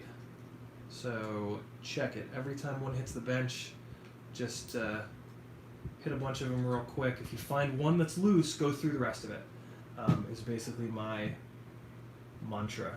I will randomly spot check a bunch. If they're all still tight, I'm cool. But if I find a loose one, I will check them all, because they're all in the same system, right? They're all getting the same amount of vibrations. So it stands to reason that if one is loose, they're potentially all loose. So there we go. We got a working 5-inch rig again. That's pretty awesome. I hate not having, like, especially if like a really cool opportunity comes up. I really hate to not have to flying opportunity, an event or something like that. I hate not having a 5-inch rig built that I can carry a GoPro around, because I just can't imagine a gig where they're going to be okay with Tarsier footage quite yet. Maybe the run cam split, but realistically, yeah, they're going to be looking for at least GoPro quality footage, and a 5-inch will carry either a Session or a Hero 7, which a lot of these folks want. So there you go. There's a working 5. Let's go on to the next. Actually, let's spend some time in the chat. What do you guys say? I'll point the camera at myself. I have totally neglected the chat thus far this stream, but there's still 48 people in here, so let's answer some of your guys' questions. So hit me with them. Let's get this pointed at me as best I can. How can I do this? If I put it over here, let me do this. I'm trying not to, like, I gotta figure out a better, you know what, once I have the webcam, I'll be able to do like a multicam thing through OBS and point and have two cams that I can kind of switch back and forth on. Man, this is not working out. Let's just do this. Let's point this here, try to angle myself, and just kind of talk to you guys like a normal streamer. Alright. Oh boy, Matt Guy has a lot of questions. He has so many questions that he announced that he has a lot of questions. That's pretty awesome. I'm into that. Fire away, Mac. Anybody else? I'm going to scroll up just a tiny little bit in the chat here, and then any questions that you guys have. Shit, but then you guys aren't going to be able to hear me. I'm going to try to just scream. Let me shut the door so I don't bother Kristen. Yeah, buddy. Yeah, what you know about that? I might actually be him, guys. I was in motorsports for many years. I was an instructor for almost 10 years. For anybody who's just getting to know me, FPV was a inexpensive alternative to motorsports. I was just gonna see if you're at a weird angle, but it's hard to read. There we go. All right, cool. Let's answer some questions and scream as loud as I can at the microphone. Craft King, DJ, sorry got knocked offline. Would recommend different forest brands. That's too great for me. Craft King says TPU. Jonathan K, I'm printing some purple TPU feet for your Acrobat right now. Awesome. Print the small ones. Don't print the tall ones. They're too heavy. Captain. Woo, that's a tough one. Captain Furlifans? I'm not going to get it right. Says, Mac Guy, 250 gram, 5 inch, is even at 6S possible. Technically, yeah. We have one guy in Germany who sells a super light frame for this. Deku Bear Racing Frames, I think. Huh, very cool. Jason Coley has 2 separate tattoo batteries that died with next to no use. Yeah, I had pretty much the same experience with the R lines. Oddly enough, their cheaper batteries are more resilient, which is one of the things that leads me down the thought process of the cheaper, heavier batteries being more durable for some strange reason. What else do we have? Shane says TPU prints really nice on direct drive printers. That's cool. I don't know shit about 3D printers. Someday, maybe. Craft King says Jason Sendback tattoo has great customer service in my experience. Well, that's good to know. I should have done that. Shane, I was concerned about that too. Under 3 modified direct drive. Jason Cooley bought them locally. Thanks, I'll try that. Let us all know how that goes. That's very interesting. Captain again says 3-inch version didn't fly yet. Okay, cool. Mac Guy, 5-inch motors and props for efficiency. I'm new to this and want to be in the air for as long as possible. All right, so that's an interesting comment, Mac Guy. So you said you're new to this and you want to be in the air for as long as possible. I think we've all had that thought process before as new people, and I think we've also all possibly grown out of that. So here's what I want you to think about. Do you want? So there's a real sacrifice with flight time, and the sacrifice is performance. Either you get a lot of performance at a little bit of flight time, or a little bit of performance at a lot of flight time. You can try to get around that in a million different ways, but it's always going to come back to that. So you got to ask yourself, what kind of flying do I want to do? And you might be new enough that you don't know this yet, and that's totally fine. But just keep this in the back of your head, where everybody that flies freestyle, freestyle, not long range, not mid range, not any of that, like legit freestyle, Steele, Schizo, Kevin, Willard, all the guys that you probably watched on YouTube, those guys all fly setups that fly for between 3 and 5 minutes. So keep that in mind, right? Like, being able to be on the sticks for as much time as possible is very important when you're new, for sure, for absolute certain. But the flip side of that is you want the performance to be there as well. So what most people do is they just buy more batteries. Tune your rig the way most people are building. Stick with the part combos that you see all these people running that you're looking up to and watching their videos, and then just buy a bunch of batteries and run them for 3 to 5 minutes at a time. What that's going to do for you is it's going to get your muscle memory kind of locked in as early as possible, so that you're not doing this dance where it's like, okay, well, for my first 6 months of flying, I built these rigs that would fly for 10 minutes and they had shit performance. Well, now that I have some experience on the sticks and I'm improving, I can change my whole build. Well, you just lost a bunch of that experience that you got. You lost any of that muscle memory that you had, specifically on the throttle stick, because now shrinking battery size, shrinking the weight down, it's going to perform drastically different. So I think you want to find a happy medium, and just kind of like I said, stick with the setups that most people already have, And then if you do really want more flight time, buy more or bigger batteries. Don't sacrifice the setup just to have more time in the air, because eventually you might end up having to get rid of that whole setup and go to something that's a more standard freestyle setup, I guess we could say. Or identify now that you want to fly long range and mid range specifically, and now you're in that spot. And again, 6 months from now, a year from now, if that's still your passion, you don't have to change your whole gear setup. I hope that makes sense.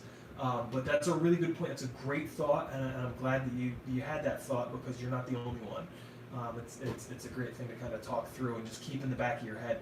These are all things that when you're new, like, there's no way for you to have known that. So it's, learning this earlier on can save you money down the road, which is why I'm doing this. I mean, literally, I am doing these streams to just dump info on you guys that I've learned through a lot of trial and error and a good amount of money too. So if I can help you guys not waste that money on this stuff to get a better flying rig earlier, I mean, I love that. I love that idea. So that's what I'm here for. So great question, great thought. Love talking through that kind of stuff. House blog says, did I miss much? Sort of. I don't know. Let me do one more question, and then I'm gonna dive into the 6S build. We've got some time. Who's got a good question on my screen here?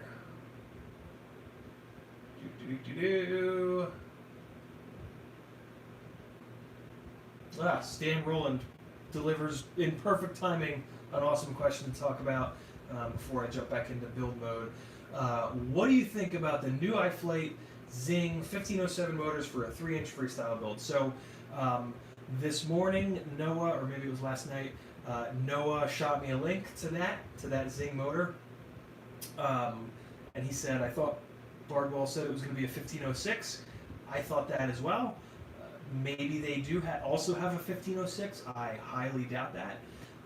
Basically, the way the story goes, a few weeks ago when I was on Joshua's stream, he said to me, hey, do you want to help me build a 3-inch rig? And I said, of course, absolutely, let's do it. He said that iFlight contacted him about doing a 1506 motored build with their stack. Hopefully their stack is good. I just hope it's not pinned. If it is, I will not say, oh, it should be fine when we do the build. I will say, Joshua, this is going to break. Sorry if you didn't want, if you don't want to say that, because you, although he won't, he's not one of these streamers that just because iFlight sent it to him, he won't trash it. If it's shit, he'll trash it. He just tends to be more like, wait until it actually fails and then trash it, which is what I should get towards too. I should speculate less. But I've had enough of those pin stacks fail that it's going to fail. If it is pinned, I'm going to force him to epoxy, and then we're going to give it as best of a shot as we can, but it's still going to fail.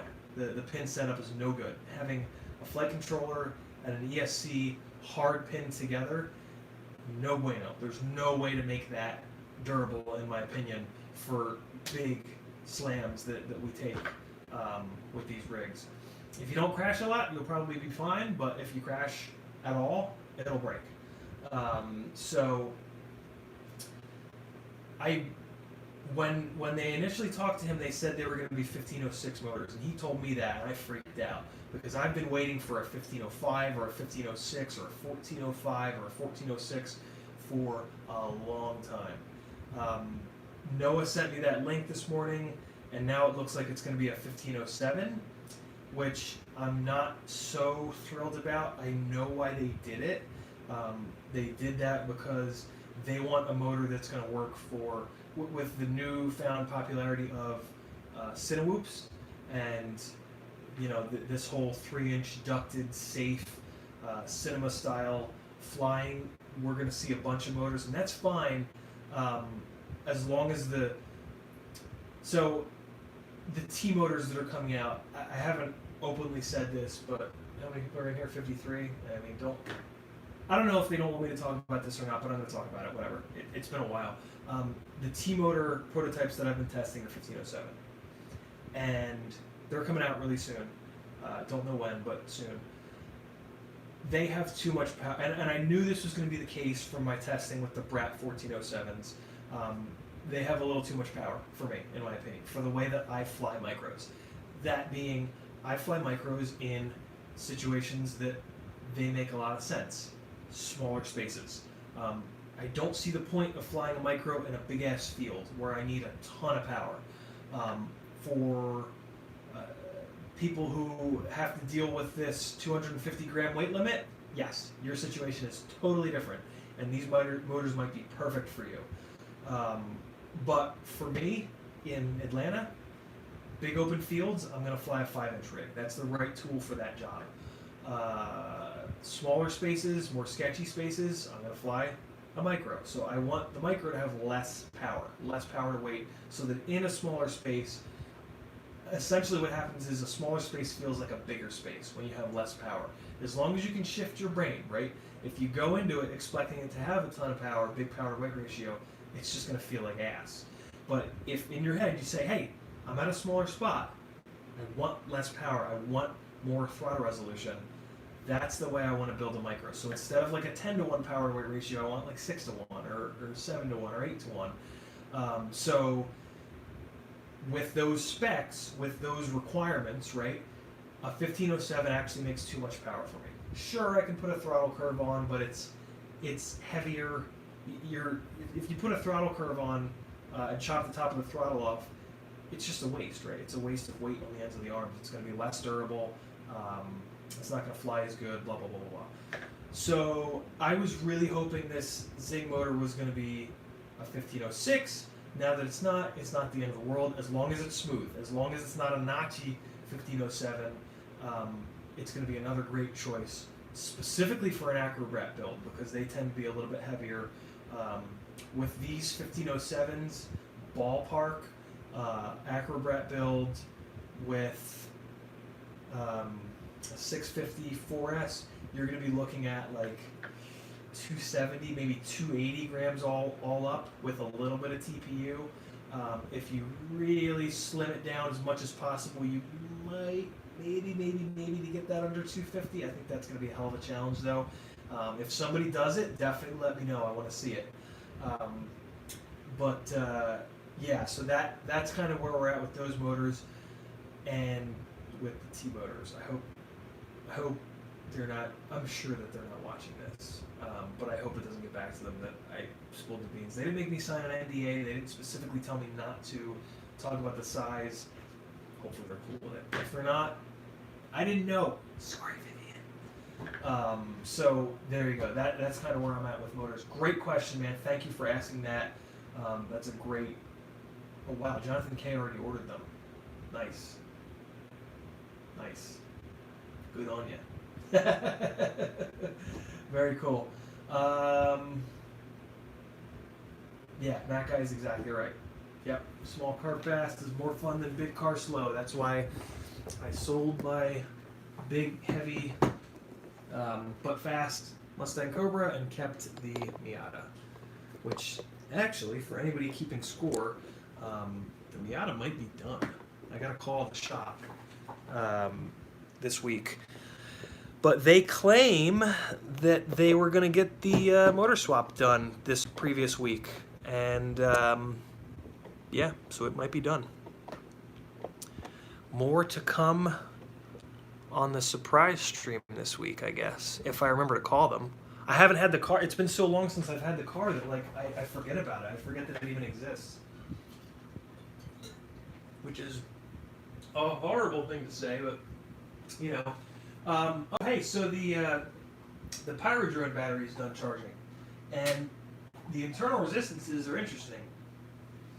So the internal resistances are much more accurate between each other on this, but they're not as low as the RDQ battery, which that actually does not surprise me. Let me unplug it. Yeah, Miata is absolutely always the answer, Jinwoo. Absolutely. 100%.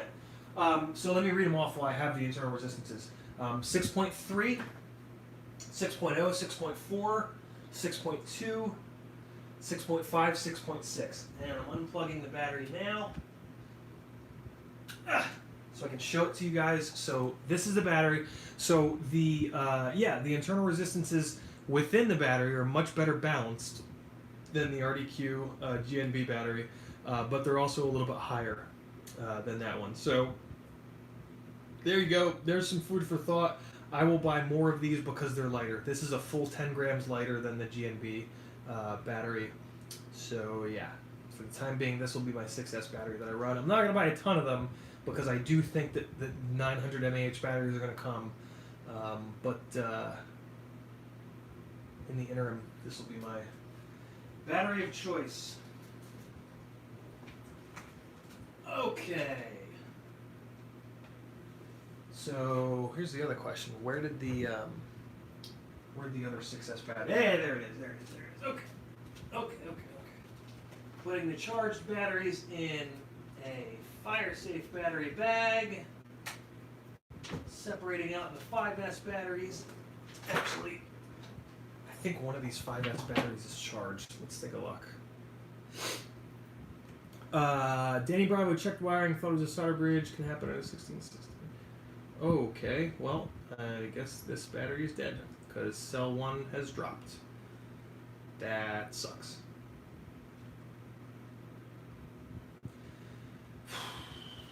I didn't know that. Okay, well, this 5S battery is shot. That sucks. Maybe I kept it charged for too long. Man, damn it. Or maybe, I guess it could be this prop strike. There was a little prop strike situation with this battery, but it doesn't smell sweet. Maybe a little bit. It doesn't really smell that sweet. I don't know. That sucks. I thought this battery was fine. Well, it's a 4S now. It's now an 1150 4S. And this one's at storage. I think. Yeah, this one's at storage. Alright. Damn. Man, I've had rough luck with batteries lately. Shit. So I'm going to charge this 5S because I do want to fly a 5S on the 6S rig to see how that goes. And I am also curious as to what the internal resistances are on that one. So we'll give that one, we'll put that one on the charger. Let me just do something with this stand here. Alright. Alright, let's go. Yeah, the voltage checkers are not accurate at all. Never ever trust the actual voltage number coming out of a voltage checker. Only ever trust like what it says between the cells. That's all you want to use it for.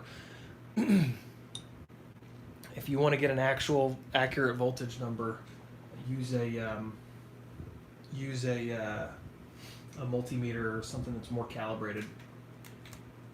But the voltage checkers are good for just comparing the cells within the battery, because it's not going to be way off on one cell versus the next. It's going to be way off across the board. So if it's like 0.2 or 0.3 off, that doesn't necessarily matter because I'm just comparing one cell to the next cell. So that the first cell is going to be 0.3 off, and then the second cell is going to be 0.3 off as well. But in theory, they're going to be off the same amount. Let me drop a little Patreon link here again. Anybody that doesn't know that might have just joined us, my Patreon is where I put all the juicy secrets, all tiers, including the $3 all the way up to the $42 tier, get you the same thing, which is just access. General admission ticket gets you in the door. If you think I'm putting up content in there that's worth more than $3, you got a couple other tiers there where you can, show me some more love, and it is much, much appreciated. So since the last time you guys saw this rig, I did all this in the middle here. The only thing that's left is the video wire, which is going to go directly to the back of the flight controller here. This is a $40 60 amp BL Heli 32 Viva ESC. that I got from TBS because it was just too cheap not to try. Hopefully it's okay. And this is in the spirit of this being such an inexpensive ESC, I chose to do the whole setup kind of inexpensive. $30 Tramp, which is the VTX that I run on everything, but I mean for $30 there's nothing that can touch a Tramp as a VTX made by Immersion RC, in my opinion. And then I did a $25 Maytech F411 flight controller just so that the whole damn thing is kind of cheap. I have the most expensive FPV camera on it with the Runcam Micro Eagle, but this is just the FPV cam that I run on everything because it's just that good. So let's get this video wire hooked up here, and then we can start screwing stuff down, and I will have my first 6S rig, and that is exciting. Alright, so cut this guy a little bit long. I also did have to, so on this Micro Eagle, at one point it rotated down and broke the pin header off, so I had to break the pins and then direct solder the 30 gauge wires onto this guy, which is a bitch. These little, they're not meant to be solder pads on here, and they are really, really small. This is a very challenging solder job, also because you've got just like shit in the way. If you ever have to do this, you'll see what I mean. It's totally doable, but it is tough. This is a tough little solder job. I actually had to do this soldering with the loop in my eyeball. If you squint like kind of just right, let me do it. I'm gonna look like such an this is like the biggest asshole you'll ever look like. But if you put it in your eye socket and you kind of squint, you can hold it in. And this is how I had to do this soldering job. I had to do it with this in my eyeball, and then real close to be able to get it. Hopefully you guys can see that. But yeah, it sucks. Oh yeah, I can see through the stream delay that you guys could see it. I look like a robot. Mad Professor Ciadia. Nice, Matt guy. Love it. Shane, thanks for that, man. Appreciate it. Matt guy asks, do you know how to get Betaflight to read your battery correctly? It's the scaling. I'm assuming that it's not reading the correct voltage, and it's all in the scaling. What I do is I'll take the battery, my multimeter, get the volt. Well, see, here's the thing, right? So the way that I do it is using some guesses. I will put the multimeter into the main battery leads to get the voltage. The problem with that is you now plug the battery into your rig, and there are like ancillary things that are pulling on that battery to pull that voltage down. So if I plug it in and it's a fresh battery, 420 voltage, if I plug it in, I don't want to set my scale to where it reads 420 because I know that there's some things pulling on it. So I'll set the scale to like so that it reads like 4.1 or 4.0. But that's where it is. It's in the batteries tab, and it's the scale. And as soon as you hit the save button, it automatically updates. So you can literally find the voltage out from your multimeter, plug the battery in, and look at that scale, and just sit there and adjust it by 0.1 up and down to get your voltage as close as possible. 4.1, 4.0. Again, depending on how much juice is in that battery. So that's how I do it. Hopefully that makes sense. And yeah, like I said, it's in the batteries tab, and it's the you want to adjust the voltage scaling, not the amperage scaling, just the voltage scaling. Awesome. I just saw you said that you follow. Terrific. So yeah, let's get this wire prepped here and tinned up. Hopefully the soldering iron is still on. It is not. Let's get that warmed up. So on this, the way that I oriented this flight controller, I've got the VTX and the camera pads in the back here, which is totally fine. And yeah, basically the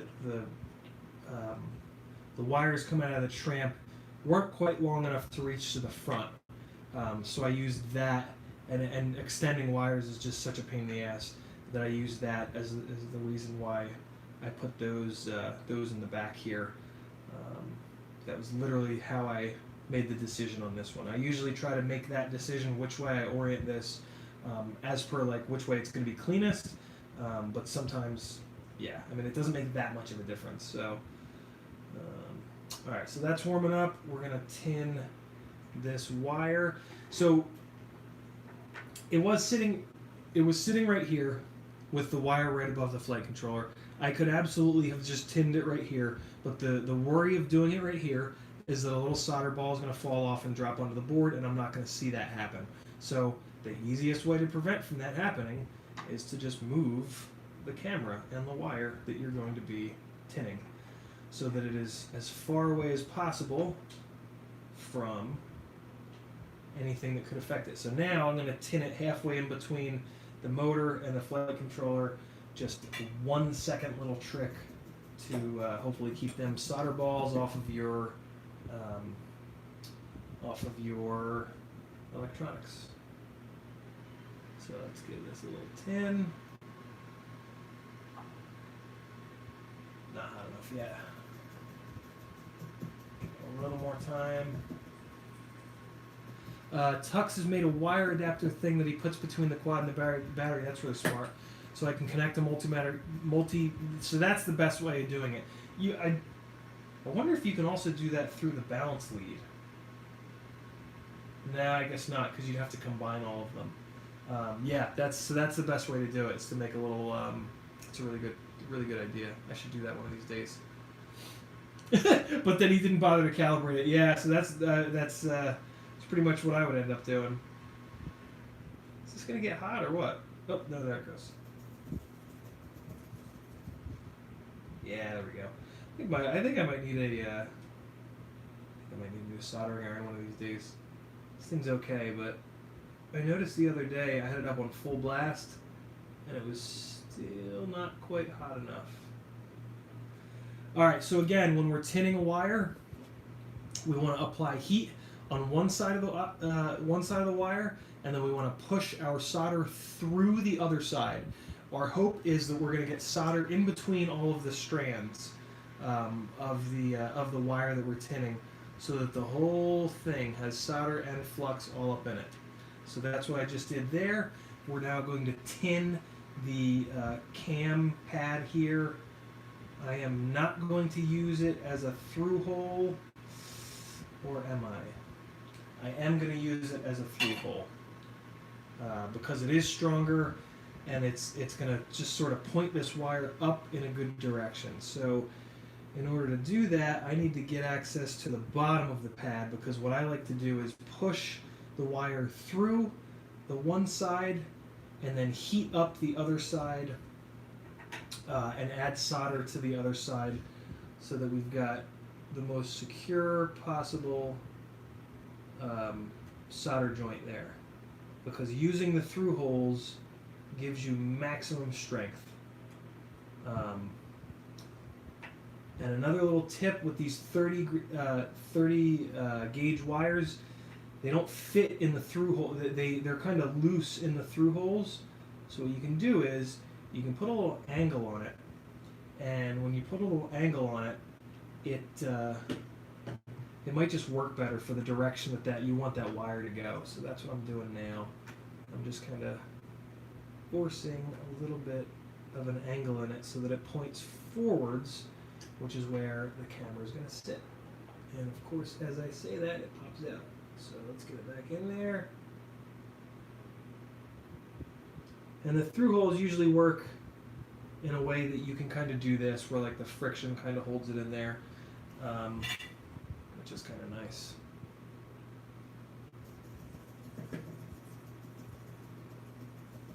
And I see Tux just said something about the balance lead, but I want to jump into this before this wire falls out, because sometimes they will fall out. So I'm not going to get a good angle on this. Here we go. This is what I want. Alright. Kind of doing this a little sketchy, if I'm honest. We'll be okay.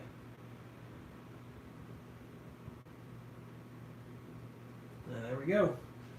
Now we're going to check it. Give it a nice firm pull, and we're good. And you can see what I mean about the direction that wire like naturally wants to go. The strands want to go this way, and now when I pop this back down, you'll see it's pointing towards the camera. That's what we want. So putting this back down is easier said than done because I have a lot of wires going underneath this, and I also have this flight controller slammed pretty low. So we need to organize these wires a little bit, make sure that they're laying flat under there in a way that kind of doesn't have them all binding up and pushing on the flight controller. We want to have as little. We want the flight controller's soft mounting to work as good as possible. We want as little as possible touching it and/or connected to it. How much we have connected to it, we can't really control for the most part because we have, X number of things that we need to hook up. But running them in a way underneath it where the wires all lay nice and flat and they don't all stack up and rub against it does make a big difference in the soft mounting's ability to suck up some of the vibrations. So that's something that I do spend some time on with every build before it fully goes back together because like I said, it does absolutely make a difference. So, and it's basically just taking these and just kind of spacing them out, pushing down on it, just making sure it's not like teeter-tottering or binding up in any weird ways. When I say teeter-tottering, what I mean is if you have a big stack of wires in the middle, you'll push on the right side of the flight controller and you'll see the left side of the flight controller lift up, and we don't want that. So I push on each side and I look at the opposite side actually to make sure that it's not peeking up.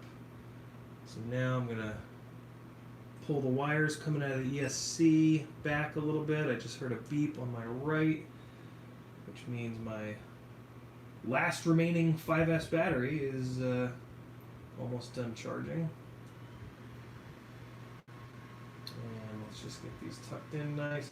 We don't have to do that same thing under the ESC because it doesn't have a gyro on it. But it is still good practice to just kind of make sure that you just don't want to pinch a bunch of wires. You don't want a bunch of wires smashed up against one another. There's no real reason to do that. So I think we're in a good place here. These are kind of laid out under the flight controller in a way that they're not interfering with it, they're not touching it. Everything seems happy. And yeah, let's keep going. So let's get this camera on here. Tuck says you could absolutely use the balance lead, just pin one. Just put one multimeter probe on the leftmost pin, the other probe on the rightmost. Oh, will it really? I didn't realize that, Tux. Good call. That's true, because I've taken the batteries apart, and that's true, the way that they bridge. Yeah, you'd have to go left and all the way right. Yeah, good thinking. And what's cool about the balance leads is the probes for the multimeters kind of drop right on them really nice. So yeah, that's true. That'd be another way to do it. Mitchie, you missed a lot. We fixed we swapped motors and fixed a broken 5-inch, and we are about to finish up this 6S 5-inch as well. So a little tip for anybody using using TPU loops, which I absolutely love. Sometimes what can happen is when you use TPU loops, is just using the regular screws, you won't be able to screw. Basically, the screw will bottom out in the camera before it gets really tight on the TPU loop.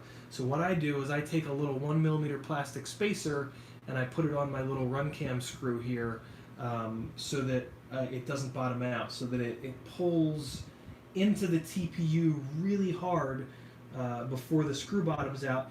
And the reason that's important is that prevents, on hard slams, that prevents the camera from rotating around, which A, is annoying because you lose your camera angle and you have to reset your camera angle, but B, it's kind of dangerous, especially with the flight controller in the front here, because like what happened with this one, it can rotate down and break the pin header off, which is just annoying as all hell. So yeah, I use that little trick now, and I am going to switch out the normal Runcam Eagle micro lens for my preferred RC25G lens, which gets you a little bit more field of view. And so this factory lens that they give you with the Micro Eagle is when you run it in 16:9, it's perfect. It gives you the maximum possible field of view for the sensor. But when you go to 4:3, it's not using that whole field of view that's available. But when you go to the RC25G lens, which is a 2.5 millimeter RC for RunCam, 25 for 2.5G for GoPro. This lens on the 4:3 settings on this camera gets you that little bit of extra field of view back.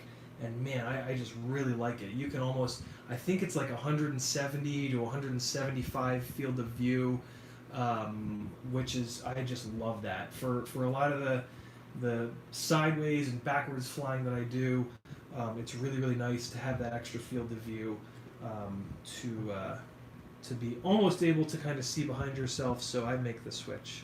I switch out. It kind of hurts that this is a $12 lens and it kind of gets banged up being in the front.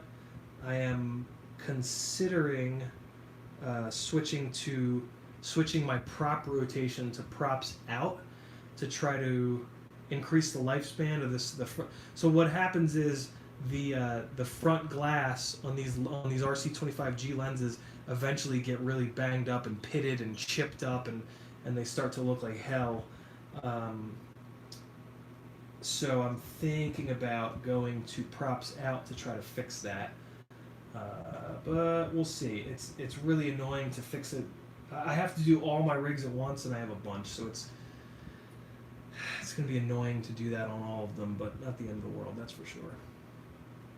And I mean, at $12 a lens, if it's going to make the lenses last longer, it's worth it for me to take the time to switch the props out. So I'll do it on one of them. Maybe I'll do it on this one, since I do have to go through all the Betaflight setup, and then we'll see if it makes a difference. And if it makes a difference, I'll do it on all of them gladly. But so the only problem with running that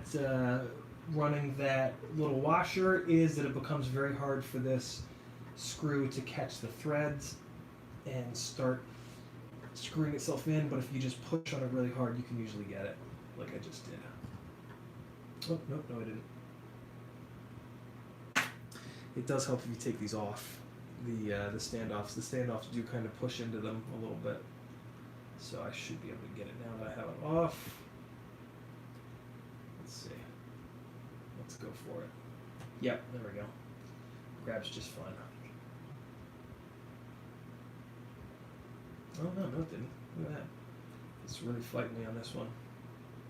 This TPU might be a little thicker. Maybe I don't need it on this TPU. Let me give it one more try, and then if I still can't get it to catch. The problem is the TPU really squishes when you start screwing these things in. Pushing hard, pushing hard, pushing hard. See if we don't catch the threads. Nah, it won't. So I'll take it out. So this particular TPU side loop that I've got from God knows where is a little bit thicker, and that's fine. I would rather not have to use this little stupid washer. But the most important part is that it holds the camera tight and keeps it from rotating. Because it's just very annoying when it rotates down from like if you go crashing through Scraggle and it rotates on you, it's like, oh god, that's a pain in the ass. Do I have another? Yes, I do. Here it is. Alright. Things are going on in the chat. What are you guys talking about in here? Yeah. Brad keeps telling me the same thing, Noah. Brad's been busting my balls to go props out forever, because he's like always been props out. I've always been like, man, jealous that dude did it early on. I remember when he did it, I was like, well, you do that and then I'll do props in and then we'll compare notes at some point. And then we never really compared notes. Why won't this one thread? What's happening here? we never. Well, I guess we did compare notes. He says that it's better, and I say that it doesn't matter. But I mean, it's the kind of thing. It's like, how the hell do you actually? There's just no way to get a definitive answer to that, I don't think, because it's, oh, I built 2 quads that are identical with it. Well, you can't fly them both at the exact same time through the exact same bundle of branches, because there's the whole thought process of props in does better when you're oh, this is stripped. That sucks. Props in is better when when you're turtle moding, and it also doesn't throw shit to the stacks. Who the hell knows? If this is stripped, I'm not gonna be happy. Oh, it's stripped. Well, that blows. It's got like one little bit of thread engagement. That really sucks. Okay, so change of plans. I need to run a longer. Well, I can't even really run a longer. Maybe this little guy is stripped a little bit.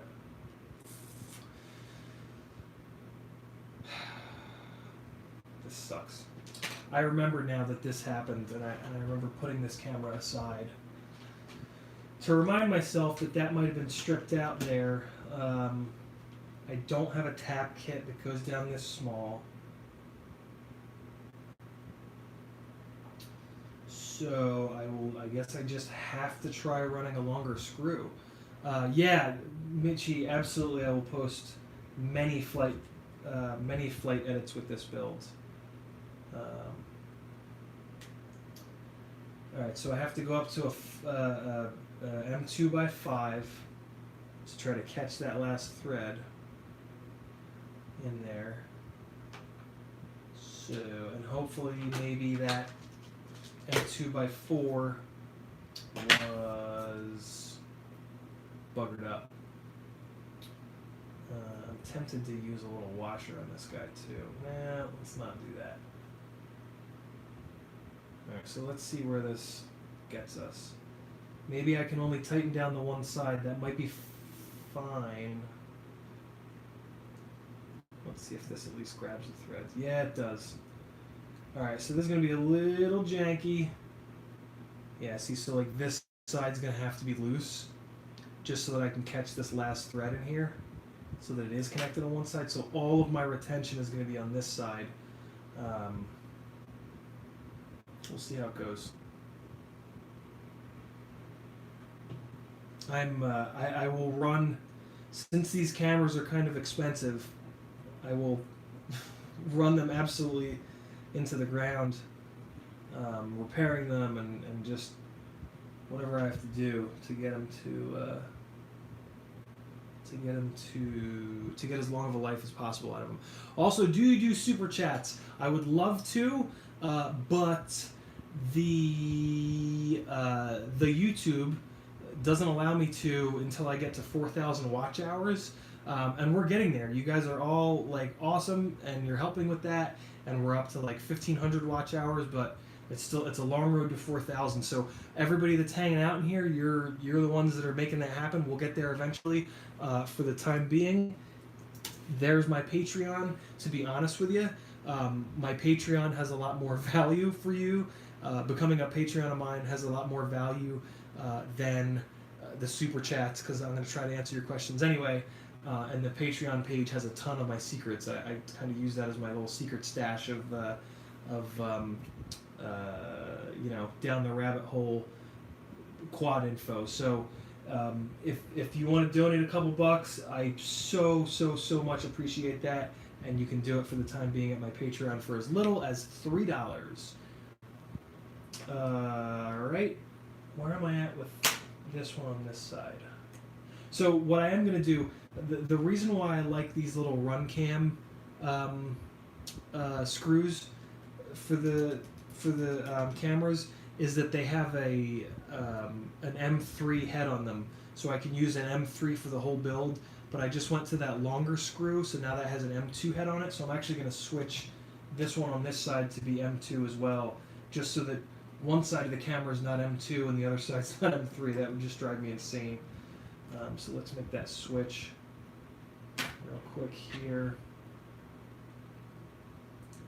I'm also curious if I want to really try to get this side so that I can crank it down for some resistance. I wonder if I can use the longer M3 with the washer. I wonder if that'll be ever so slightly shorter than where I'm at now. Hold on a second, guys. I broke a nail! Come on. Here we go. Be nice. Fucking janky ass shit.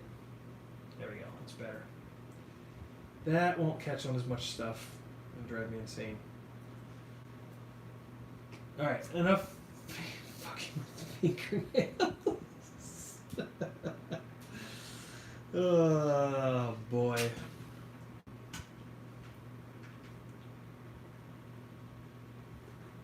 I don't know if it works that way, Portal. It's a good question though.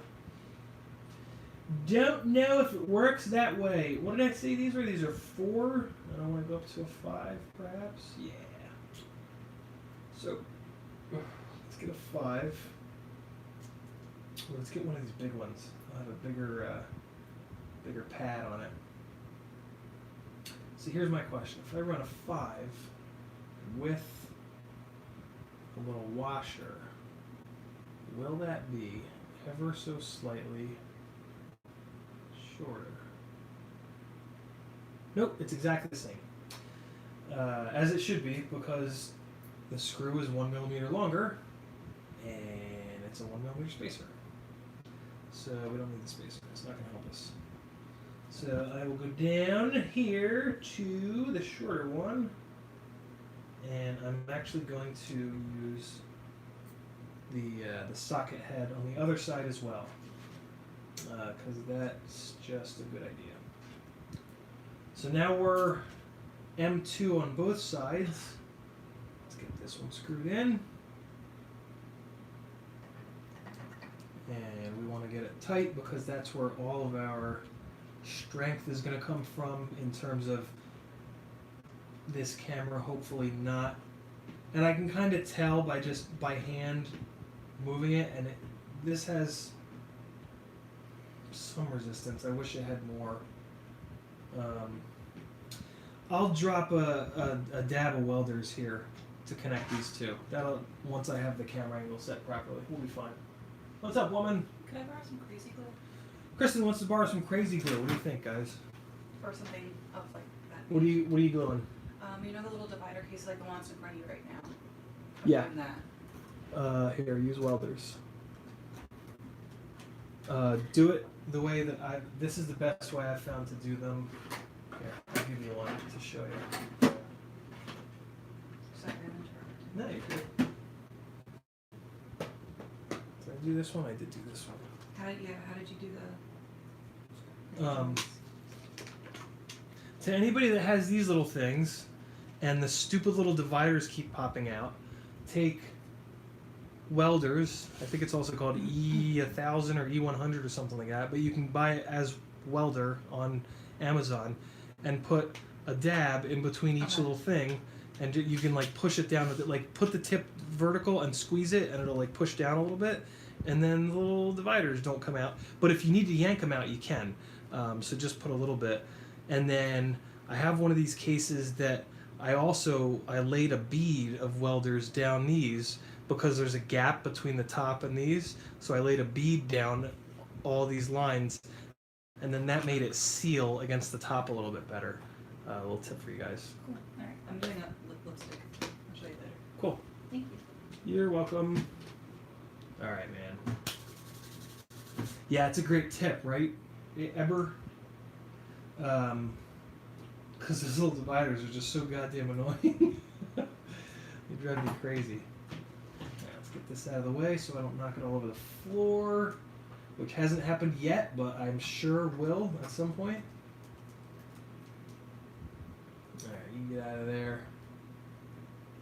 I'll replace you with that little big-headed guy. Little socket-headed fella. Alright, so there we go. There, oh, nope, I just stripped it out the rest of the way. We're fucked. Well.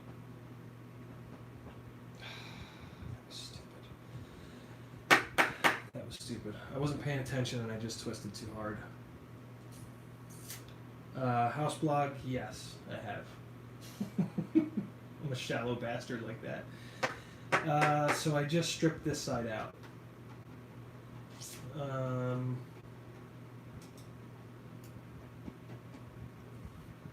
Farts.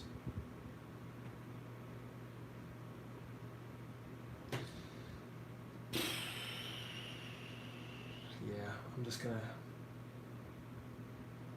have to. And I just realized I'm leaning against the stand and shaking it. Shit, man. I mean, I'm gonna throw some glue on it, but this camera takes a hell of a lot of abuse on hard slams, and even with glue, I know it's gonna let go. Let me just make sure I'm all the way in there. Yeah, I am. Farts.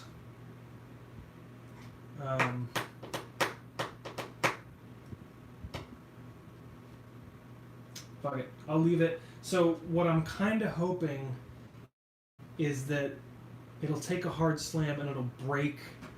So what has been happening with these is that the case breaks.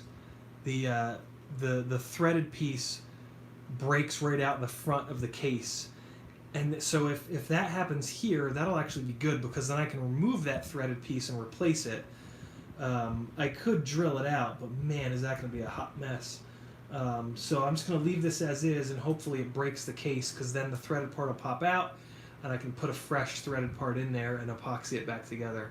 Epoxying these Micro Eagle cases back together has gone shockingly well. Yeah, that's just what I'm going to have to do. Yeah, that's what I'm going to do. Alright, so I'm going to leave it. I'm going to leave it like this, and hopefully it breaks out of that side. Ugh, that's annoying. Used a slightly thicker screw. Yeah, I mean, it's actually interesting. I do have some M2.5 screws somewhere. Maybe I threw them away. I know that an M3 screw won't go in there. Maybe like a standard screw. Maybe there's a standard rather than metric screw that's a little bit bigger. I'll have to take a look next time I'm at Lowe's. I'll bring some of these M2 metric screws with me to Lowe's and see if I can find a standard one that's just a little bit bigger. It's a good idea. Frinku. Or no, not Frinku, Michi. Alright, so we're good. I mean, that's in there. It's got a fair amount of resistance to rotation, and I'm leaving the lens loose to remind myself that I need to focus it, and it also makes it easier to focus once the quad is put back together. So let's keep going here. I don't have a ton of time left. No, I have another I'll put in another 15 minutes. Use 2 zip ties. How the hell would I do that, Mac Guy? Where would I put zip ties?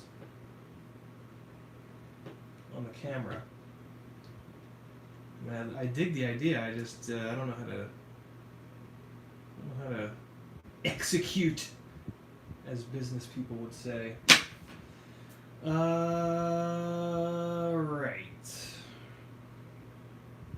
So before I forget, let's get some VHB on these. So yeah, now it's just all the fiddly stuff to get done. So let's see how much of that we can blow through.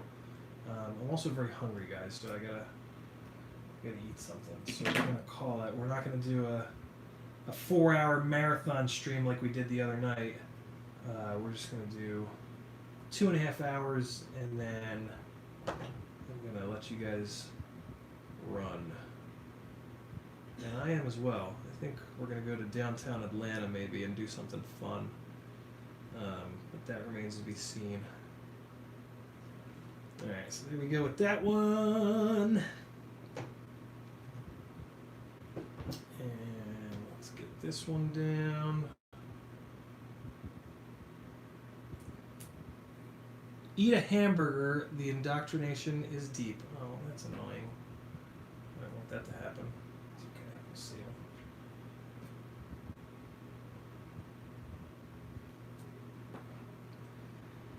We'll need them somewhere else. I try not to go too ham with the VHB that I put onto the bottom of these race wires because inevitably I'm going to have to pull it up at some point, and if it's a huge, like if you chop a piece of VHB that's the same size, the width and length as this thing, my god, is it a pain in the ass to get up. So I have found this to be about the right size.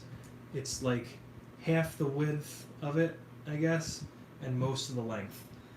This is really the size of VHB strip that's sticky enough but not overly obnoxious that it's a real pain in the ass to get off.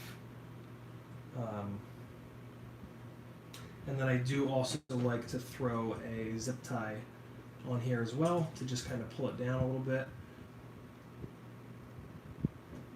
And that has worked really well for me. Private Island FPV says, you're hungry and I have 40 charged batteries sitting here. It's time. Dude, get out there and fly, my man. I'm going to try to join you this afternoon. Well, not actually join you, but in spirit, I'll join you this afternoon. So here we go with those. Definitely going to do some zip ties up front to hold these battery wires down. This is when I didn't think I had 2 extra regular non-LED race wires, so I just did these like this, and then of course I found the one that was missing. But that's okay. I'll bang up one of these motors or stators and I'll have to swap them out, and that'll be a good time where I'll throw one of those on there. So next we're going to throw some nuts on the flight controller and the ESC. I'm just going to use plastic ones here to save a little bit of weight. And I am going to use my handy little jeweler's gem grabber bastard thing here to hold them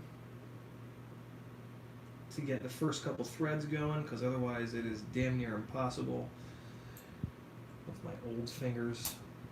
There we go.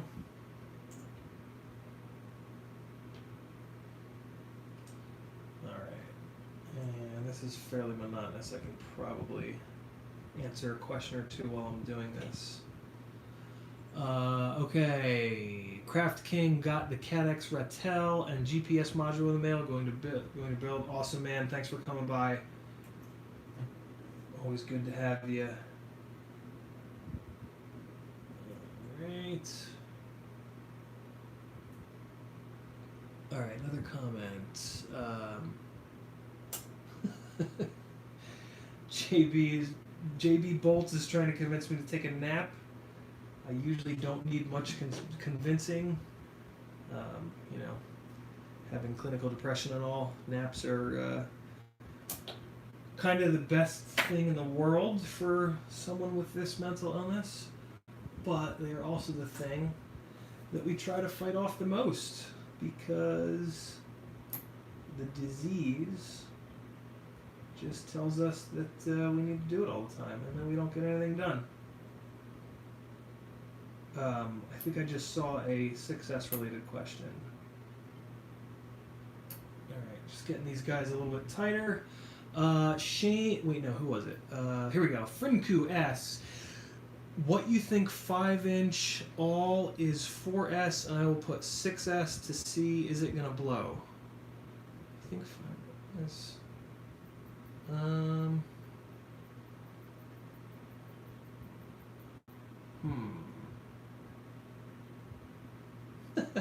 Private Island, don't say that. I can't make sense of the question, Frinko. I'm sorry, man. Ask it a different way, if you don't mind, because I'm interested. Are you maybe asking if I think it's going to be worth it to go up to 6S? I hope it is.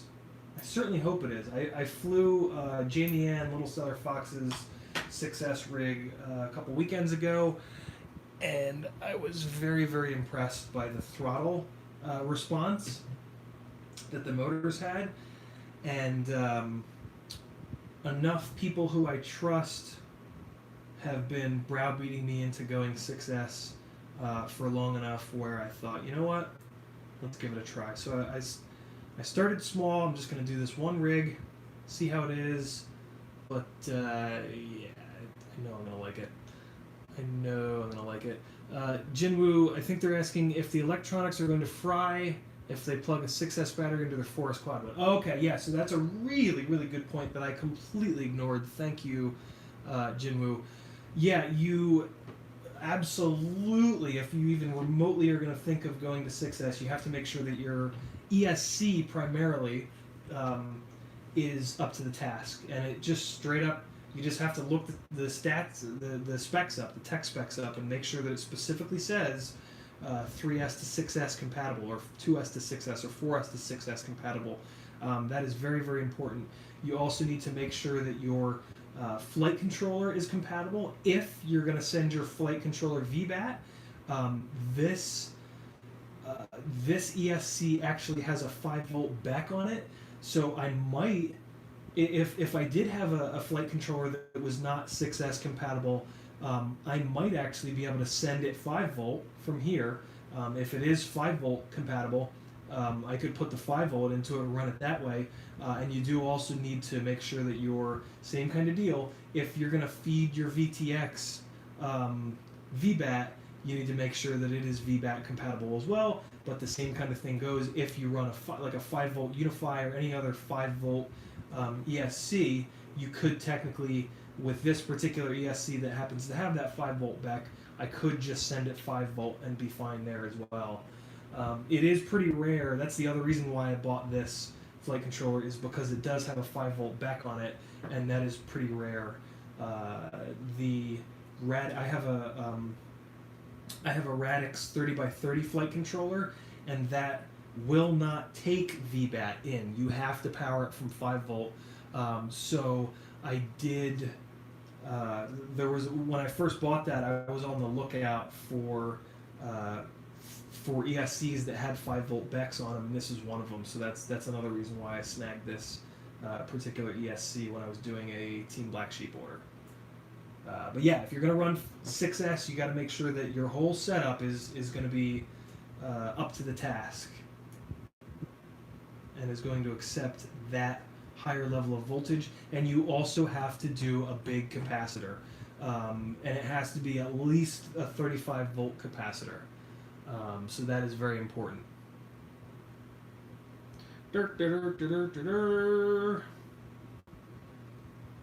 Yeah, basically the long and short of it is the amp draw is so high on these quads now with these motors and these propellers that we've got, that there is essentially what happens is when you really lay into it, the electrical system gets hot, the wires get hot, the connectors get hot, and that heat is loss. That is a loss of energy, of electricity. So 6S gets around that by dropping the amp draw down. The voltage goes up, the amp draw goes down, and the amp draw is what creates that heat primarily. So by bringing that amp draw down and raising that voltage up, it produces less heat in those moments when you're hammering the hell out of it. And one of those moments is when you blip the throttle. That's when you're asking for all the power that the battery has to give. So in that moment that you're blipping the throttle with less heat in the system, you get more power being delivered, and that's what makes it seem more responsive. And it just, the quad feels like it basically just tracks the throttle better. When I do a really quick throttle pop, it reacts at that same speed, whereas on 4S there's a little bit of a delay. It's not a delay in the sense of like, there's latency there. It just like, so it starts to spin the motors up at the same speed, but then the motors track the throttle as it goes all the way up a little bit better with 6S. So there's not a delay per se, but it just doesn't follow the set point that you're setting with the throttle quite as well down on 4S as it does on 6S. The flip side is 6S tends to have problems with popping ESCs and all kinds of other weird stuff. It's harder to tune. There's as with everything here in FPV, no free lunches. 6S is something that you're doing it for performance. You're not just doing it for the sake of doing it.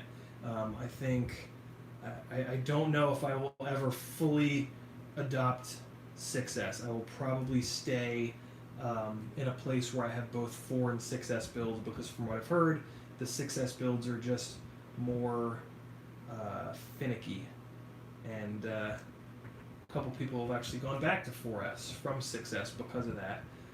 But I am hoping that with a nice big capacitor, I won't have to deal with 6S blowing ESCs, because blowing 4-in-1 ESCs sucks. It's expensive, and it's a pain in the ass to fix. So what I'm doing here is I'm just going to put aside a piece of VHB down for the capacitor, and then I'm going to zip tie it down on top of that. And I'm going to put this as far back as I can here to keep the front exposed positive and negative leads away from the front standoff as much as possible. So here we go with that.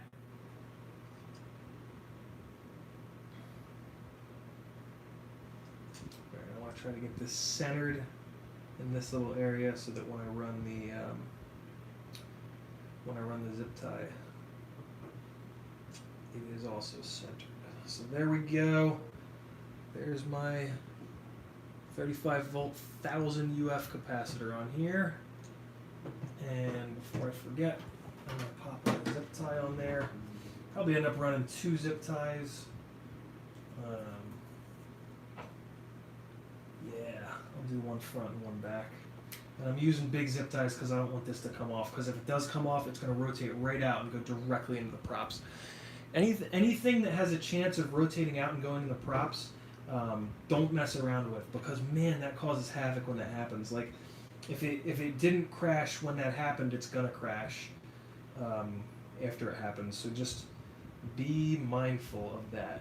Anything that you can take on a wire and rotate out into the props, just pay extra close attention to that piece. Kind of a shame that we're covering up some of the Coca-Cola logo, but I like Pepsi better for anything other than mixed drinks anyway, so fuck Coke. No, I'm just kidding. Coke is good. Although they're both really bad. I try not to drink either one of them because they're both absolutely horrendous for your teeth and stomach and fucking everything, really. So I save soda as much as possible for the special occasions, like getting hammered drunk.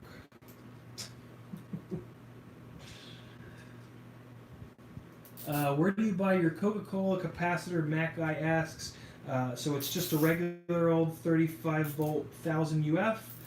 The Coca-Cola sticker is sold at Ready to Fly Quads, and when you buy the sticker for like an extra $2, they'll sell you the capacitor as well. So if you don't have a ton of these 1000 UF capacitors floating around, it's a good time to buy one. Yeah, they have Coca-Cola, they have Red Bull, they have Pabst Blue Ribbon.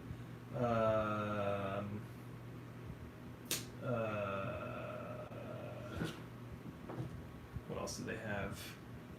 I don't know. They have a bunch. They have a bunch of capacitor stickers. It's pretty cool. I like the Coca-Cola one because it's red. I need to do red on all my shit. Red and purple. All right, cool. So that's nice and tight in there. Now we got. Oh, so this is also the first Crossfire build that I'm doing. Huge thanks to Noah for sending me his Crossfire Micro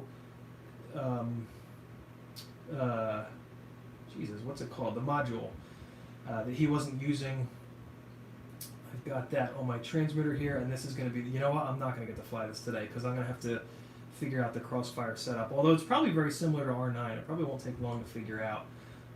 But I try my best to not just like breeze through stuff. I don't love that these are sitting up like this.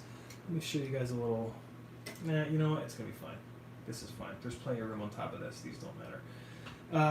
So yeah, let's get this. Let's figure out this Crossfire antenna. So on Bob's glide frame, the Immortal T fits like perfectly in between the X brace and the base plate there, and then you just run the wire out. And what's cool about this is the way the props sit. This can't. I mean, I guess if it went forward enough, it could just barely get into the prop. But usually they just bend up and down, and the props don't hit them, which is a really cool little mounting spot for the Immortal T's, which is a big deal. Like getting the Immortal T into a good location is a real concern, and is something that if you're going to run an Immortal T, you should really think about, because they're not free, and chopping them up is something that I've seen happen so many times. It's like, my God, is that annoying? And like when they start to get chopped up, you play this game like, well, is it chopped up bad enough where it's going to affect the actual active part of the antenna? And you're like, oh no, it's probably fine, and then it's not, and your ship fail safes in the ocean, and you're doomed forever. So yeah, don't sleep on where you mount your antennas. It is actually way more important than I think we give it credit for. So now I'm trying to figure out how I want to kind of route this.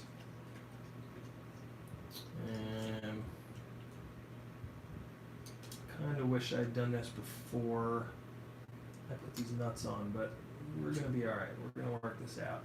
So I do want to kind of put this kind of on top of the ESC here. Oh, that's what I'll do. I'll run this. Okay, yeah, that's what I'll do. That'll be the simplest. Alright, so I'm going to just run this back here like this, get this popped on. Actually do it with the quad facing the other way. There we go, okay.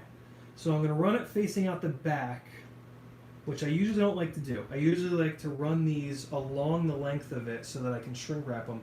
But what I'm going to do here, I cut the shrink wrap longer, so on the end, you're going to see it. It is hard to explain, but on the end, it's going to really kind of pull down on this guy. And this antenna is not in a spot where it's ever going to get yanked.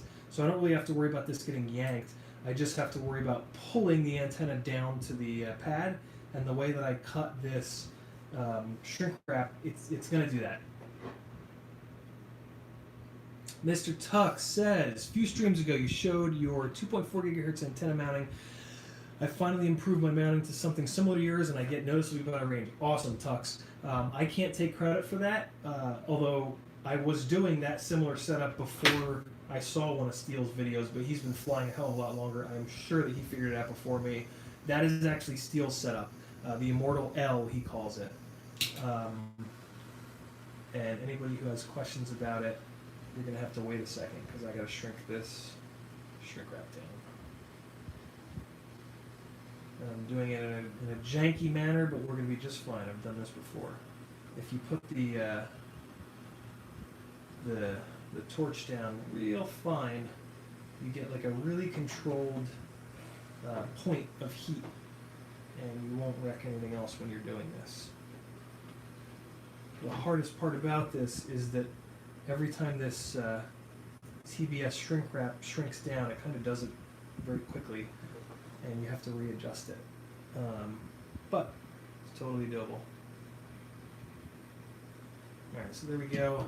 And now sometimes it'll get to its maximum like shrinkage, but then you can just get it hot, and then it's like malleable, so you can just take your fingers and push it down, because it doesn't always go the way you want it to.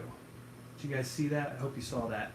I just got it hot, and now I can push it down, because it was like sitting up in a way that I didn't like it. but I didn't want it to. And now I'm going to do the same thing on the bottom here. Whoops, a little bit much. And push it down. And now it's covering up all of the jib jabs and the flip flab. Alright, so now we can get this where we want it and heat the back side of it up here and the back side of the shrink wrap up here. Oh, that's not the one I want. Come on, flatten out in the right way. There we go. What's nice about the TBS shrink wrap is it's hard. It's not gummy once it cools off, and so for holding these little UFL connectors on, it's perfect because it's like a hard piece of plastic on top, whereas the stretchy ones can kind of like let go a little bit. They can stretch just enough for it to unplug or rock to the side and break the goddamn UFL off the board. Alright, so there we go. So now, once this is cool, this is a hard ass plastic. So that's like really holding that guy down there. I will have to cut this to undo that. Whereas with the stretchier stuff, I would be able to just yank this right off. So there we go. Tell you more about the Immortal L. Great question. The Immortal L is very simple. It is 2 zip ties and a little bit of shrink wrap. You take, on your back standoffs, you take 1 zip tie and you run it vertical like this.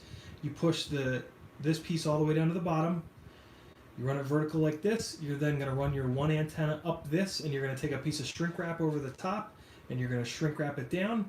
You're going to take your other zip tie, you're going to wrap it around, and you're going to use it. So this zip tie is double use.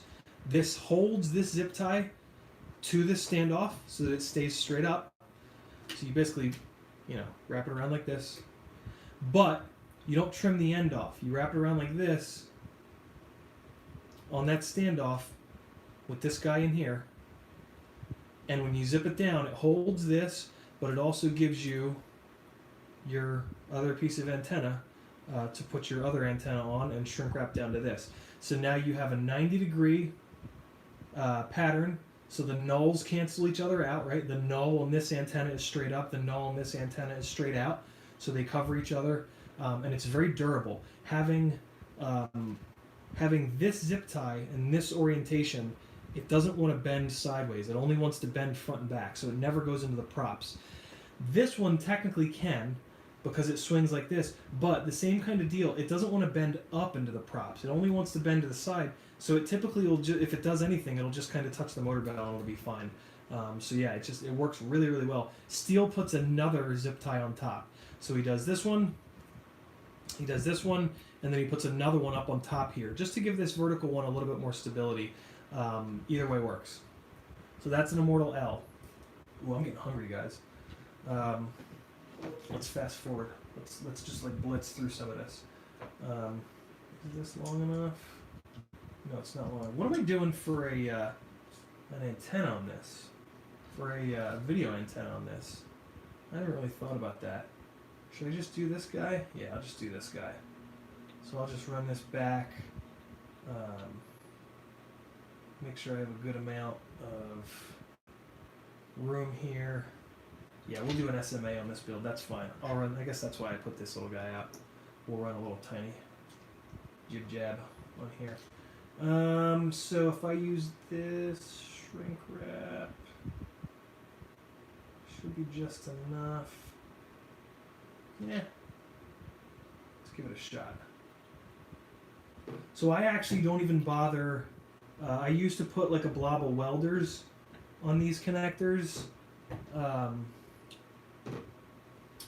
but I haven't even been doing that because this TBS shrink wrap is just so goddamn good at holding these things down. That and now you can see what I was just talking about. I like to run the wire on the connector up the board, and that allows me to shoot the shrink wrap from the bottom here. And now this is a brand new. Here's another trick. If you're gonna shrink wrap over these, I just cut this fucking button off. You can still get to the button with like a tool. Fuck it, I'll just cut it off with this. You can still get to the button with like a an Allen key if you need to, and like stick it in there. But I use smart audio and everything, so I just snip that button off. Otherwise, this this shrink wrap will actually push the button down. So there you go. Another little secret tips and tricks, people. All right, so that is just about perfect. I do like to hang the shrink wrap off the bottom a little bit, just because I don't need it to go up quite so far. You know what I forgot though? I forgot another piece up here.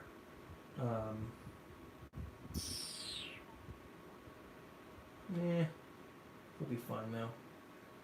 I got this shrink wrapped, and none of these. Yeah, we'll be fine.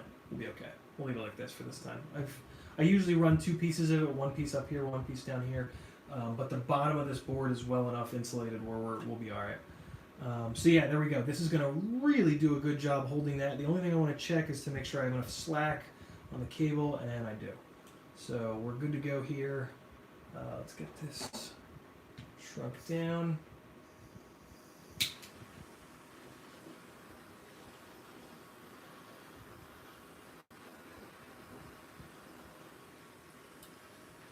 Alright. And you got to be careful when you're doing this with the torch. You can very easily get this too hot and it'll break. That's why I use the tiniest little thing I can dial in here on the little dial, and I'm just like on it, off it, on it, off it. Just like little bleeps and bloops of heat. Don't get it too hot. You'll see it like really, really suck together, and that's all you need. No reason to go beyond that point. I almost just put it back while it was still on. That would have been interesting. Alright, so now we need a little more VHB to hold this guy down. And same kind of deal. Don't use too big of a piece because it just becomes really, really difficult to get it to let go. VHB is so much stronger than you'd expect. And the other thing that I'm going to do here on this one is I'm going to double stack it. Because the pin header is kind of big on the Tramp, I like to double stack these. The other way you can double stack them is just to fold them. Just take it like this and just fold it over and push it together, and now you've got twice the thickness. Just to kind of get this bottom part of the plug header off the carbon, so that when I zip tie it, it's not at like such an angle. You guys will see what I mean in a second here. I would love it if somebody had a better way of a trick to getting this goddamn release paper off of these things. Sometimes I'll use like the little tweezers, sometimes I'll use an X-Acto knife, but man, it sticks. I mean, I know VHB is incredibly sticky, but god damn, this smooth waxy paper like really, really sticks to it. It's very aggressive. I'm also going to stick half of this to the shrink wrap and half of this to the actual VTX itself, because if you just stick it to the shrink wrap, it can just rip the shrink wrap right off the VTX on like really, really hard slams. And then just put it right here. Right. Now, you know what? I'm going to put this standoff. I want to brace it up against this standoff. So let me put the standoff on there. Is this a 20? This is a 20.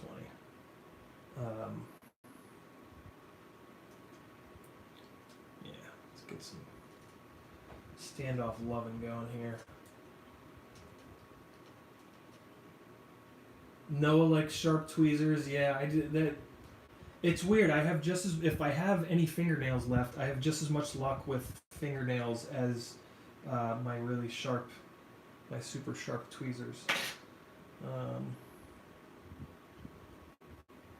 All right, I do want to get this as centered as I can, so I'm just gonna bring my fingers up from below, and there we go. So the other thing that I do when I mount these in the back here is I like to put the receiver right on top of the VTX. I have heard, well, this will be the first time I'm doing this with Crossfire, so I guess this will be a good test.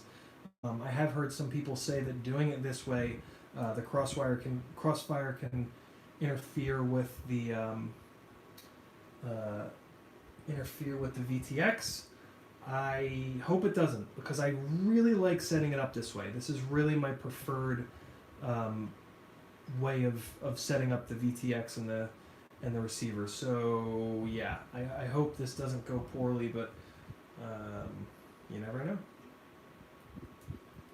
And I am going to use a nice, healthy piece of VHB for this receiver because the VTX gets very hot, and it can cause it to pull away.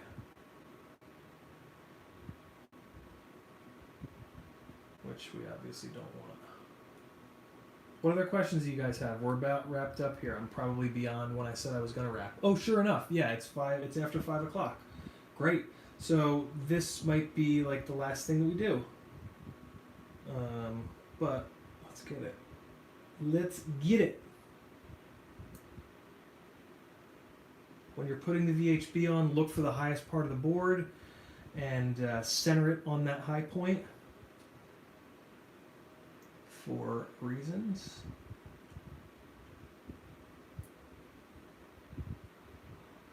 I'm also going to move this out of the way so that this pushes down rather than lifting up on it. And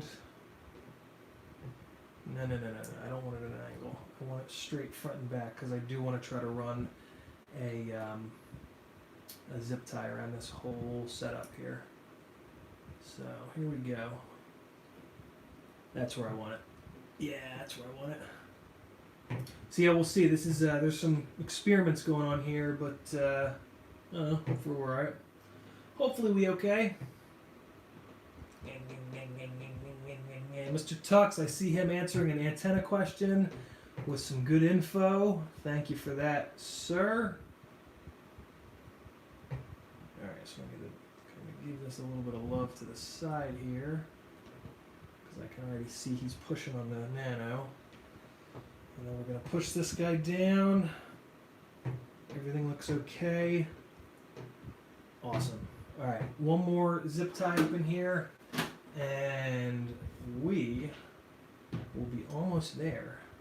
Yeah, so I'm going to skip all the setup stuff here for today. Maybe I'll do that next time. I will probably do that while I'm not streaming tonight because I'm dying to fly this thing. You know what? Screw it. I'll do it on tomorrow's stream. What time's... no, tomorrow's stream's at night. I really want to fly this. I'll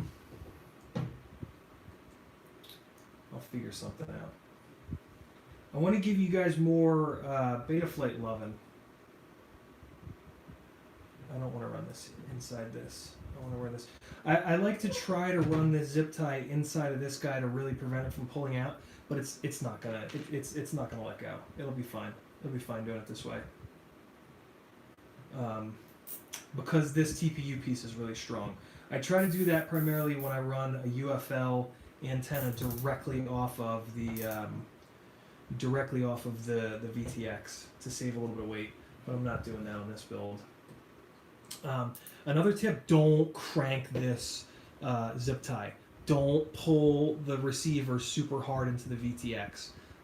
Just enough for it to be snug.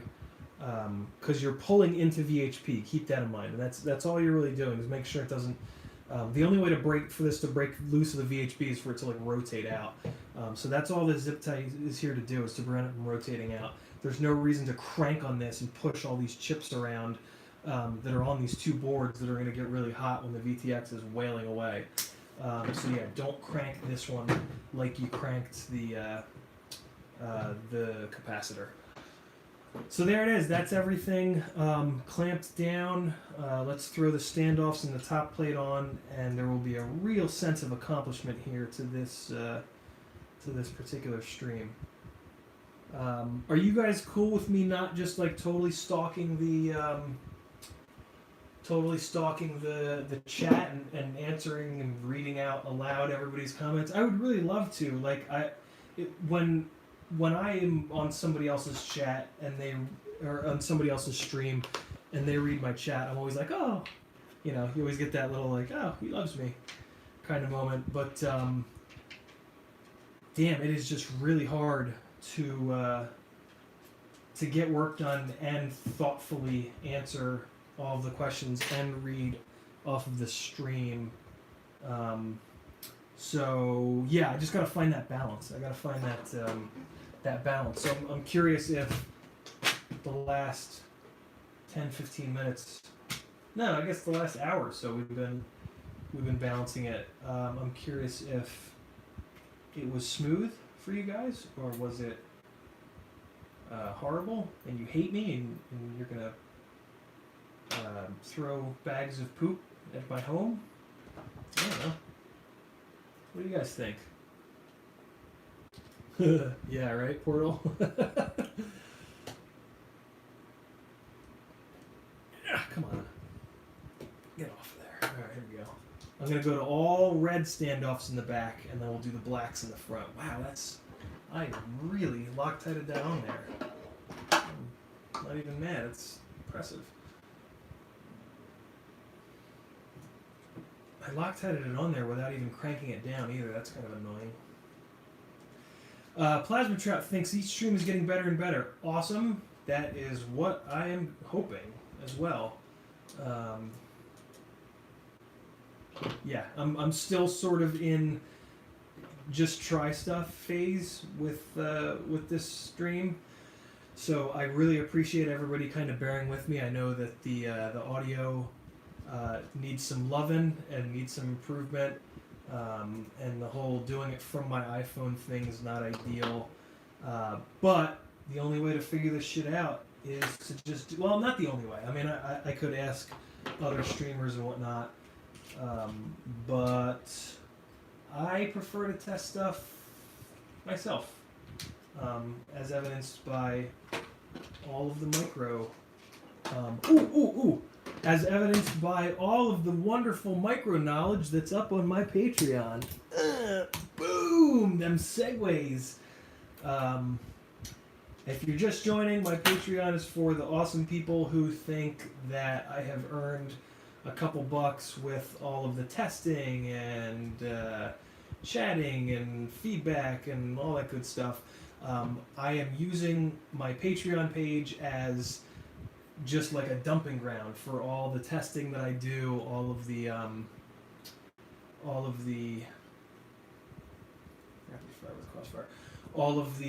reviews that I've written on stuff, unseen batteries that I put up like to just show like a friend of mine or something that are unfinished but still fun to watch. Maybe they still even have prop noise in them with no music.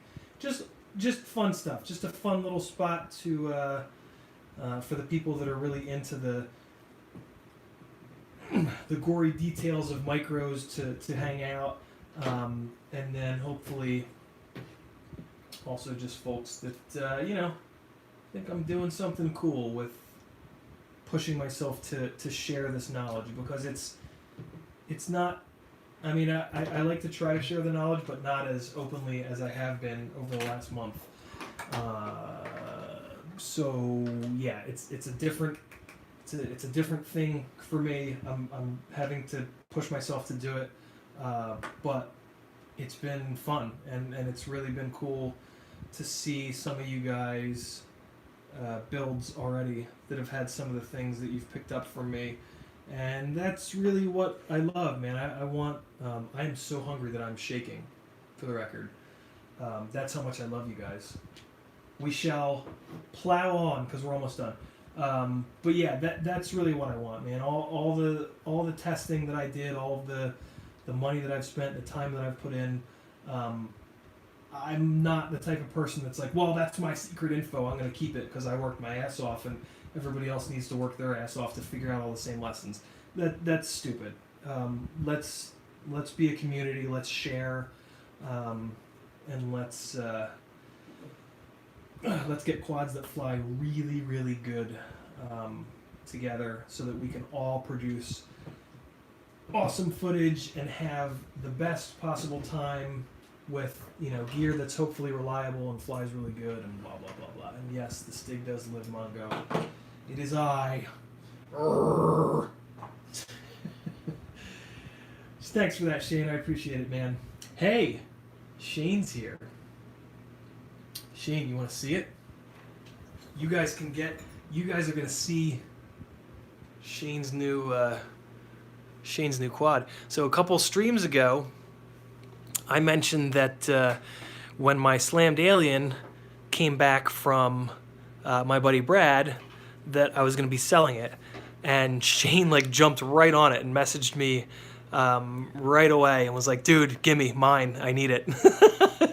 So I gladly sold it to him, and here it is. It's back from Brad. I got to take it out just to check on the PID tune.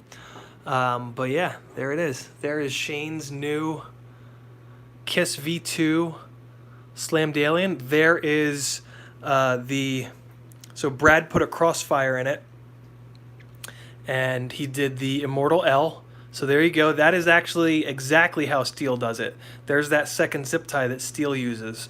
So there is the Immortal L with a Crossfire in there. So I'll just check that just to make sure. Brad does great work. But, you know, if I'm selling something, I also need to get a silver, I need to get a silver Sharpie so I can sign it. And I was going to surprise you with this, Shane. But just in case I can't make it happen, there's a little, I like to put LEDs on the bottom there so that when you're flying away from somebody, it's easier for them to see you. It's just a little tiny LEDs. No, not plastic standoffs. These are steel. Oh no, they're aluminum. Aluminum standoffs. They're just a hex pattern. You get those with the Steel Alien.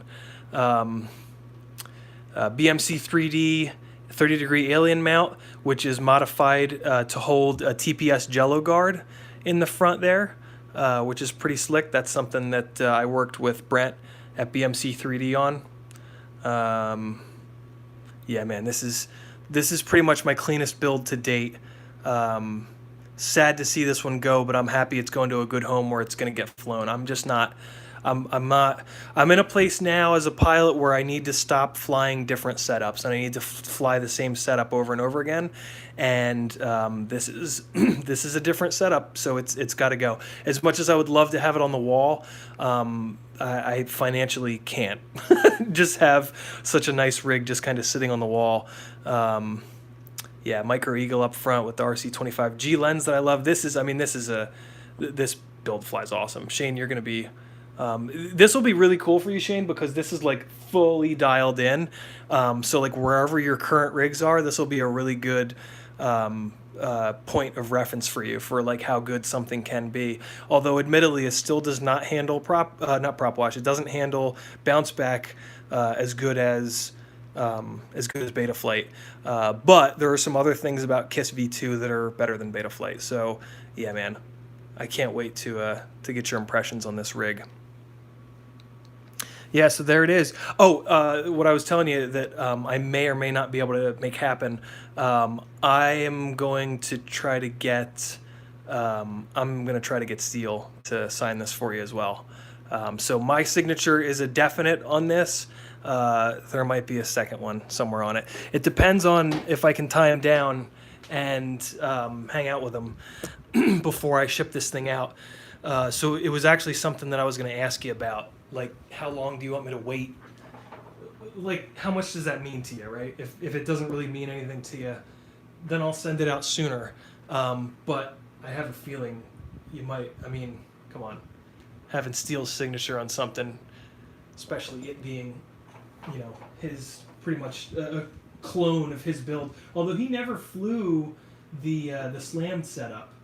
He only ever flew his on the big ass 30 mil standoffs.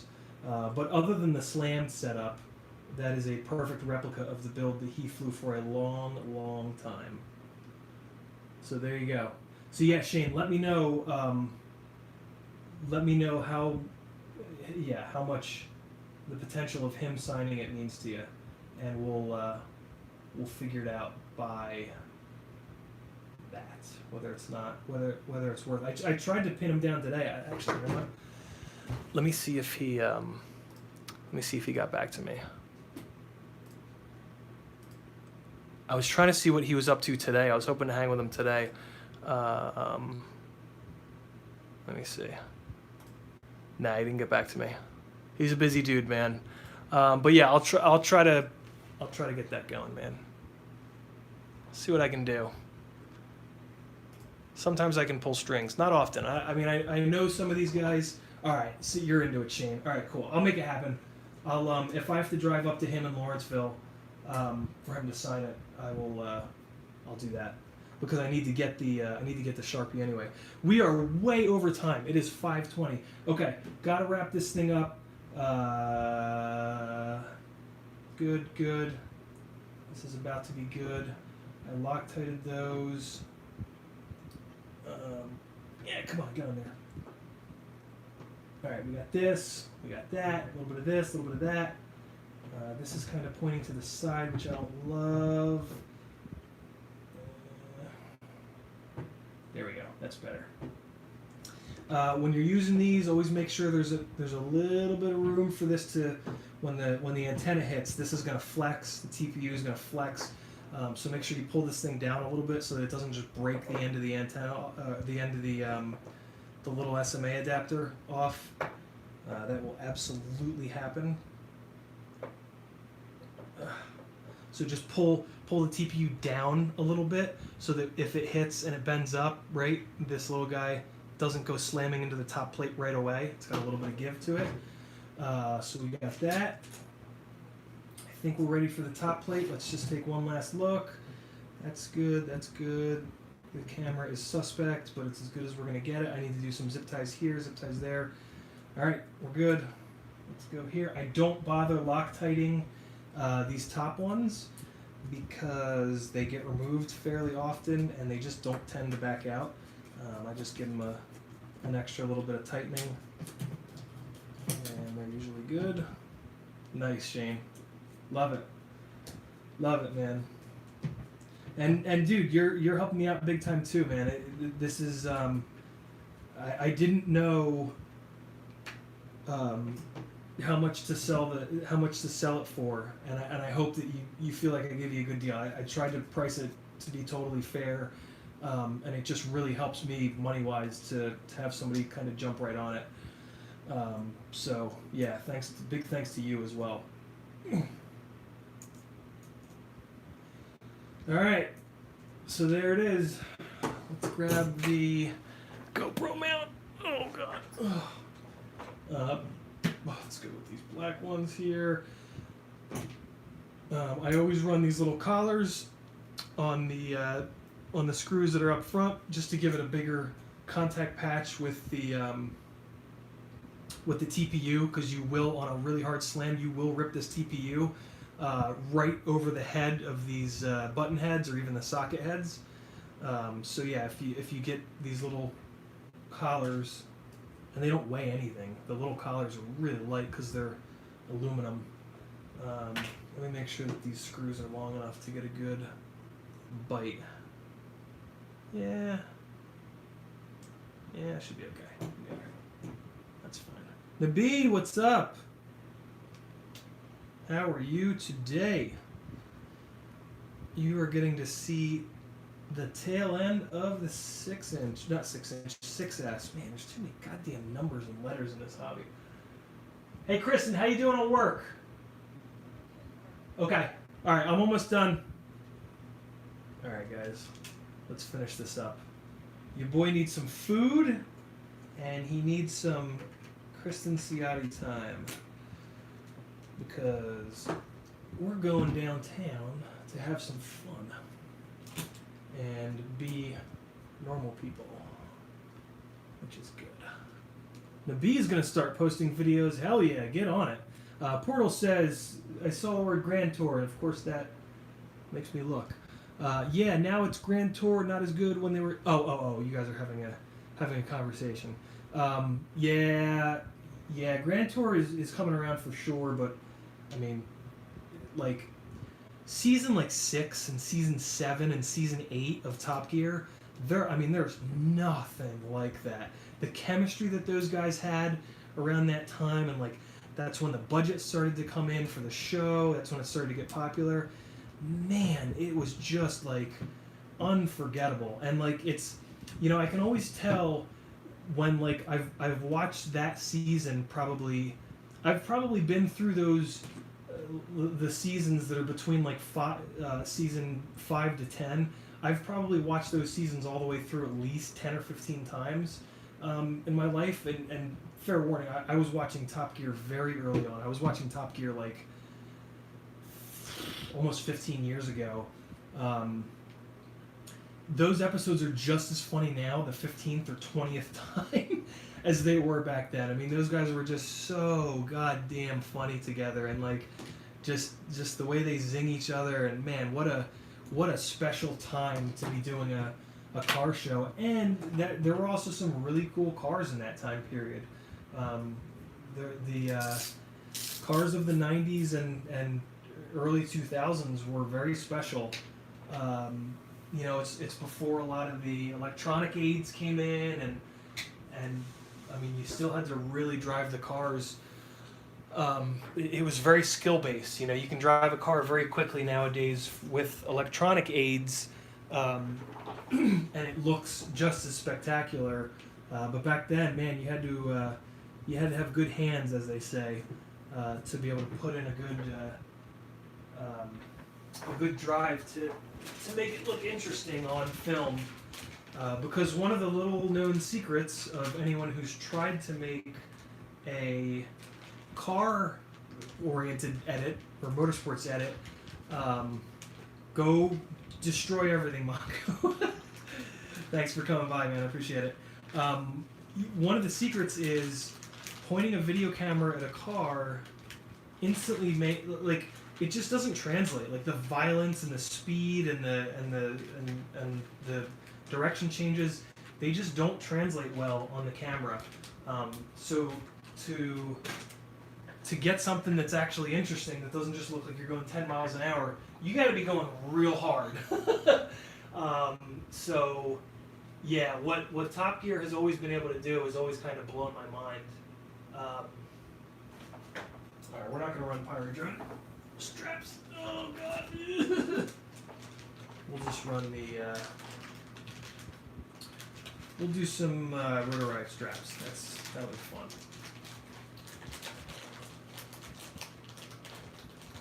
Show some love to my favorite pilots over at Rotor Riot,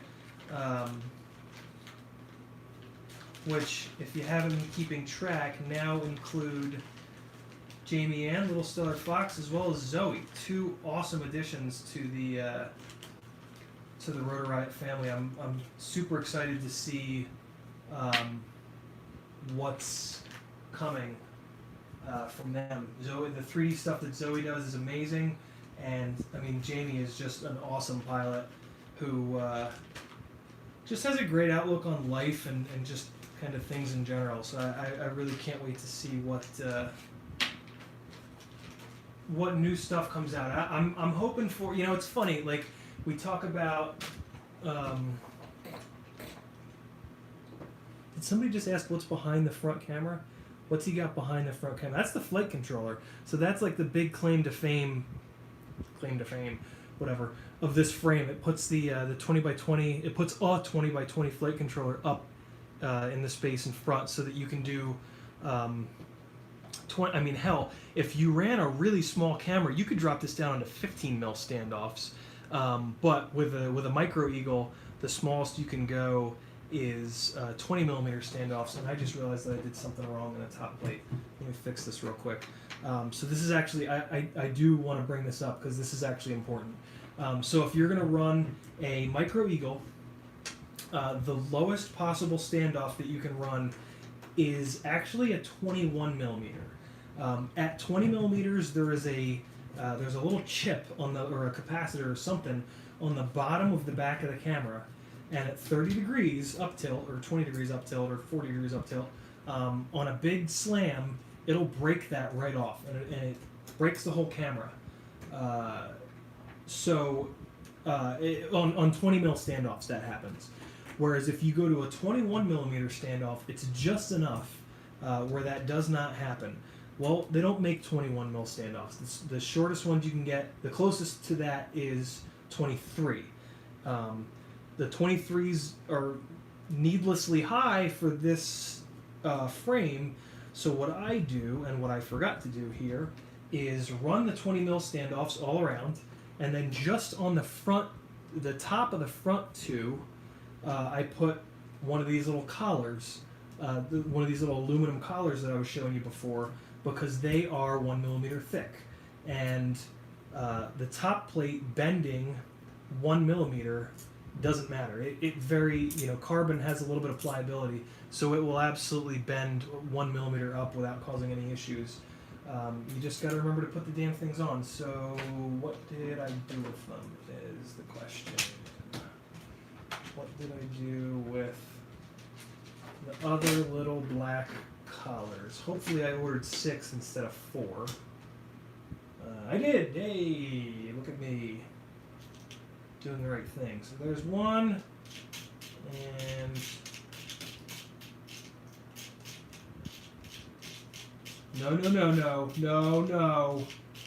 no. Where's 2? I ordered 5 so that I would have 1 extra, didn't I? What an idiot.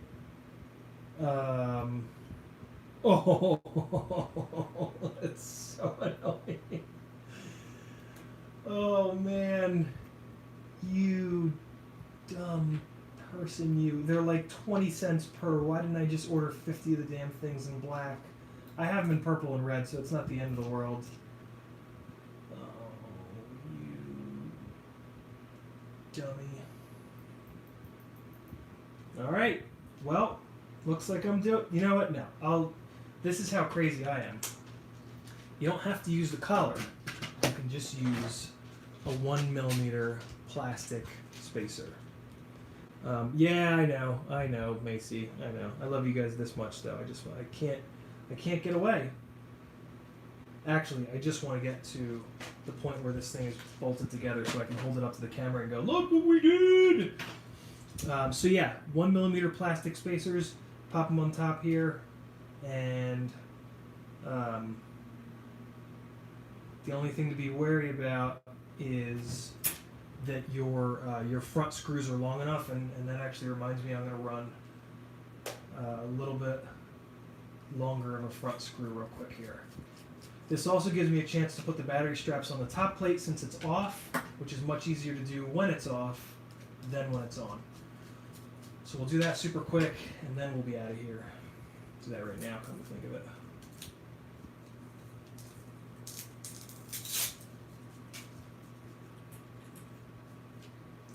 Derpa derpa derpa, derpa derpa derpa. This is one of the other awesome things about Bob's frame. The battery strap slots are inboard here, so that you can run it like that.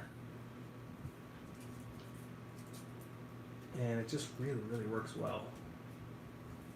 And it doesn't chop them, and they're on the outside. It's just a proper battery strap setup. Best I've found. Hey Noah, you still in there? Noah, I'll talk to you privately after this. No, I mentioned it on here. I might be doing a frame with Ruby. So I need to link up with you at some point here. I know we've talked here and there about frame ideas.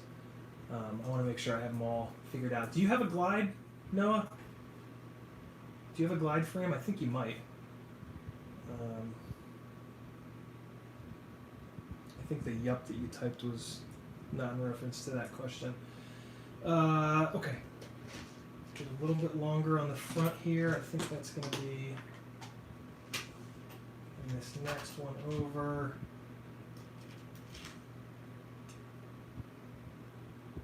Whoa, that's way longer. That's like so much longer. I don't need it to be that long. That's what you said. You don't. Why don't you have one? They're like $10. Yeah, $50. You gotta get on that glide game. Actually, maybe just wait, because I think what might be in the end of the day is it might end up just being a Squished X glide that's a little bit more beefed up, and that'll be cool, right? Because if you don't crash hard, you can build a regular glide that's a true X, better flight characteristics and just awesome in general. But then, if you crash a lot, there'll be this other option for you. So I don't know. We'll see. We'll see. I'm cautiously optimistic. Macy's having an issue with 1104 motors getting very hot on 3S. Anywhere you can go to look at PIDs. So Macy, if that's happening on stock PIDs, I would not try to tune that out in the software. I would try to tune that out on the rig itself.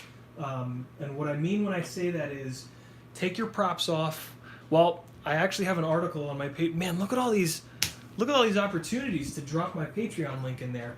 I actually have an article on my Patreon that I wrote about hot motors with this exact kind of method that I'm going to talk about here in a second. But basically, the stock PIDs should work. The stock PIDs should not be producing hot motors. And if they are, I have much better luck troubleshooting mechanical problems such as bent motor bells, imbalanced props, just props that aren't any good. Some prop manufacturers just do a shitty job. So I would point you towards. Well, it looks like you're going to become a patron, so you'll have the article there. But basically, what the article is going to talk about is taking your props off and spinning the motors up inside a Betaflight individually while you're touching the quad. What that's going to do is tell you if one of the motor bells is more bent or one of the motors is out of balance more so than the others. And then you're going to look elsewhere on the frame for loose bolts, broken arms, things like that. Why are you spinning? Stop spinning. And then I think that's where, and then you also want to look at like the motors themselves. Some of the motors are just geared for racing, and the magnets are just straight up too notchy for freestyle. So I think between those things, you're going to find your issue, because like I said, if a micro is giving you issues like that on stock PIDs, more often than not, it kind of can't be tuned out with the PIDs without like really sacrificing flight performance, because that's so. I mean, and it's important to kind of bury that in your mind too. Like by going down from stock PIDs, you are going to sacrifice flight performance. On certain micros, you might not notice it because they're just so light and so overpowered. But for the most part, going any lower than stock PIDs is just going to leave you with a quad that doesn't fly as good as it should be. Choosing better motor, not better, but different motors, smoother motors, things like that. Really checking the other thing, soft mounting on your flight controller. That's arguably the most important. You want to make sure that your flight controller is as soft mounted as possible without being too soft mounted. You don't want it too loose, because then it can create its own vibrations. Your P's are up at 70. That's pretty high already. You can come down without sacrificing flight performance from 70 for sure. No, I can't say for sure because it depends on the rig, but you should be able to come down from 70. Try the straight up stock PIDs. Just flip to PID.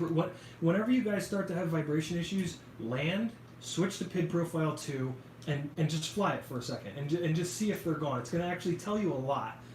Because it's going to put you back into like stock filtering, stock PIDs, things like that. It's a really good comparison point for you. So there it is. Lens is loose because we need to focus it. We can screw this on so it looks a little better here. Looks a little more like a quad should. I always crank these SMAs with a wrench because, my God, they love to loosen up and come off. You just want to be careful when you're doing this that you don't break the damn thing. Give it a little bend there. And there we have it. We've got a 6S build. Let's plug it in. Let's see if it blows up. I can't believe I haven't plugged. No, I did. I plugged this in on the previous episodes. So, in theory, it should not blow up. But I will still use a smoke stopper, and I will still even use a 4S battery, just to reduce as much of the load on it as possible. So, TBS smoke stopper, it's the only smoke stopper that has both XT30 and XT60. Let's get it going here. Let's see.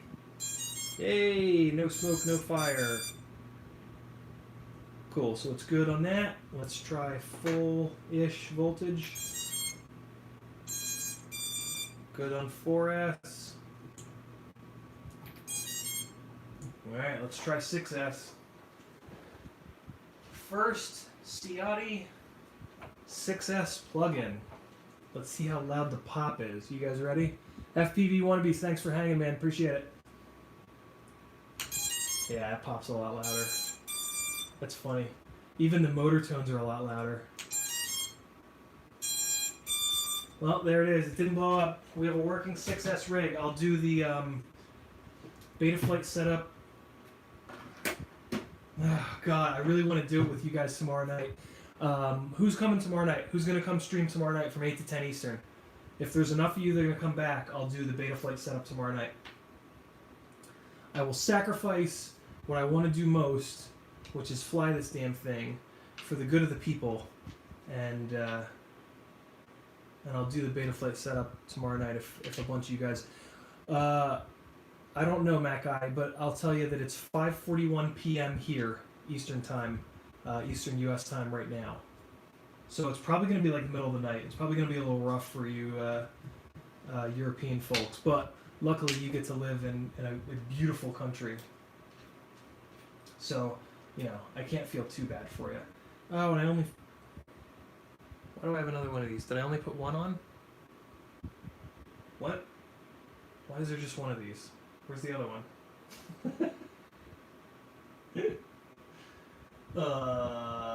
That's strange. Whatever. There you go, guys. 6S builds. Looks like a couple people to the right of the screen. To the right of the screen. The monitor? This is not it. Whatever. It's here somewhere. Top right. Top right is... Oh, I know where it is. I know where it is. It's back this way. There it is. On the arm that came off one of the exploding rigs. Okay, fine. No worries. Alright, guys. I'm going to shut this shit down. Let me point the camera at myself so you can see my fancy new haircut. That's the 28 people that stayed till the end get to see the fucking I gotta get a better job haircut. Thanks for hanging out, everybody. Thanks for everybody that's over on Patreon already. There's the link one more time. Remember, Patreon is the super secret spot for all the tech and goodies and loveliness.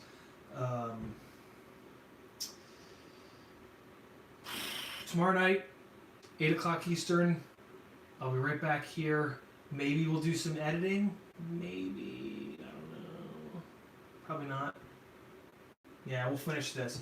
We'll finish working on this, and then maybe we'll dive into the Acrobrat, because I got to put a new flight controller in that guy, because I want to do some more testing with those T-Motor 1507s. Now you guys all know the size, as I talked about earlier. Ciotti FPV all over the place. Instagram, Facebook, YouTube, I don't know, anywhere you can think of. Hit me up, ask me questions. Let's make sure that your rigs perform as good as mine, and let's just have a blast flying micros and 5-inch and being in this hobby. Thanks for being cool, everybody. You all rule. Check me out on Patreon if you want. See ya.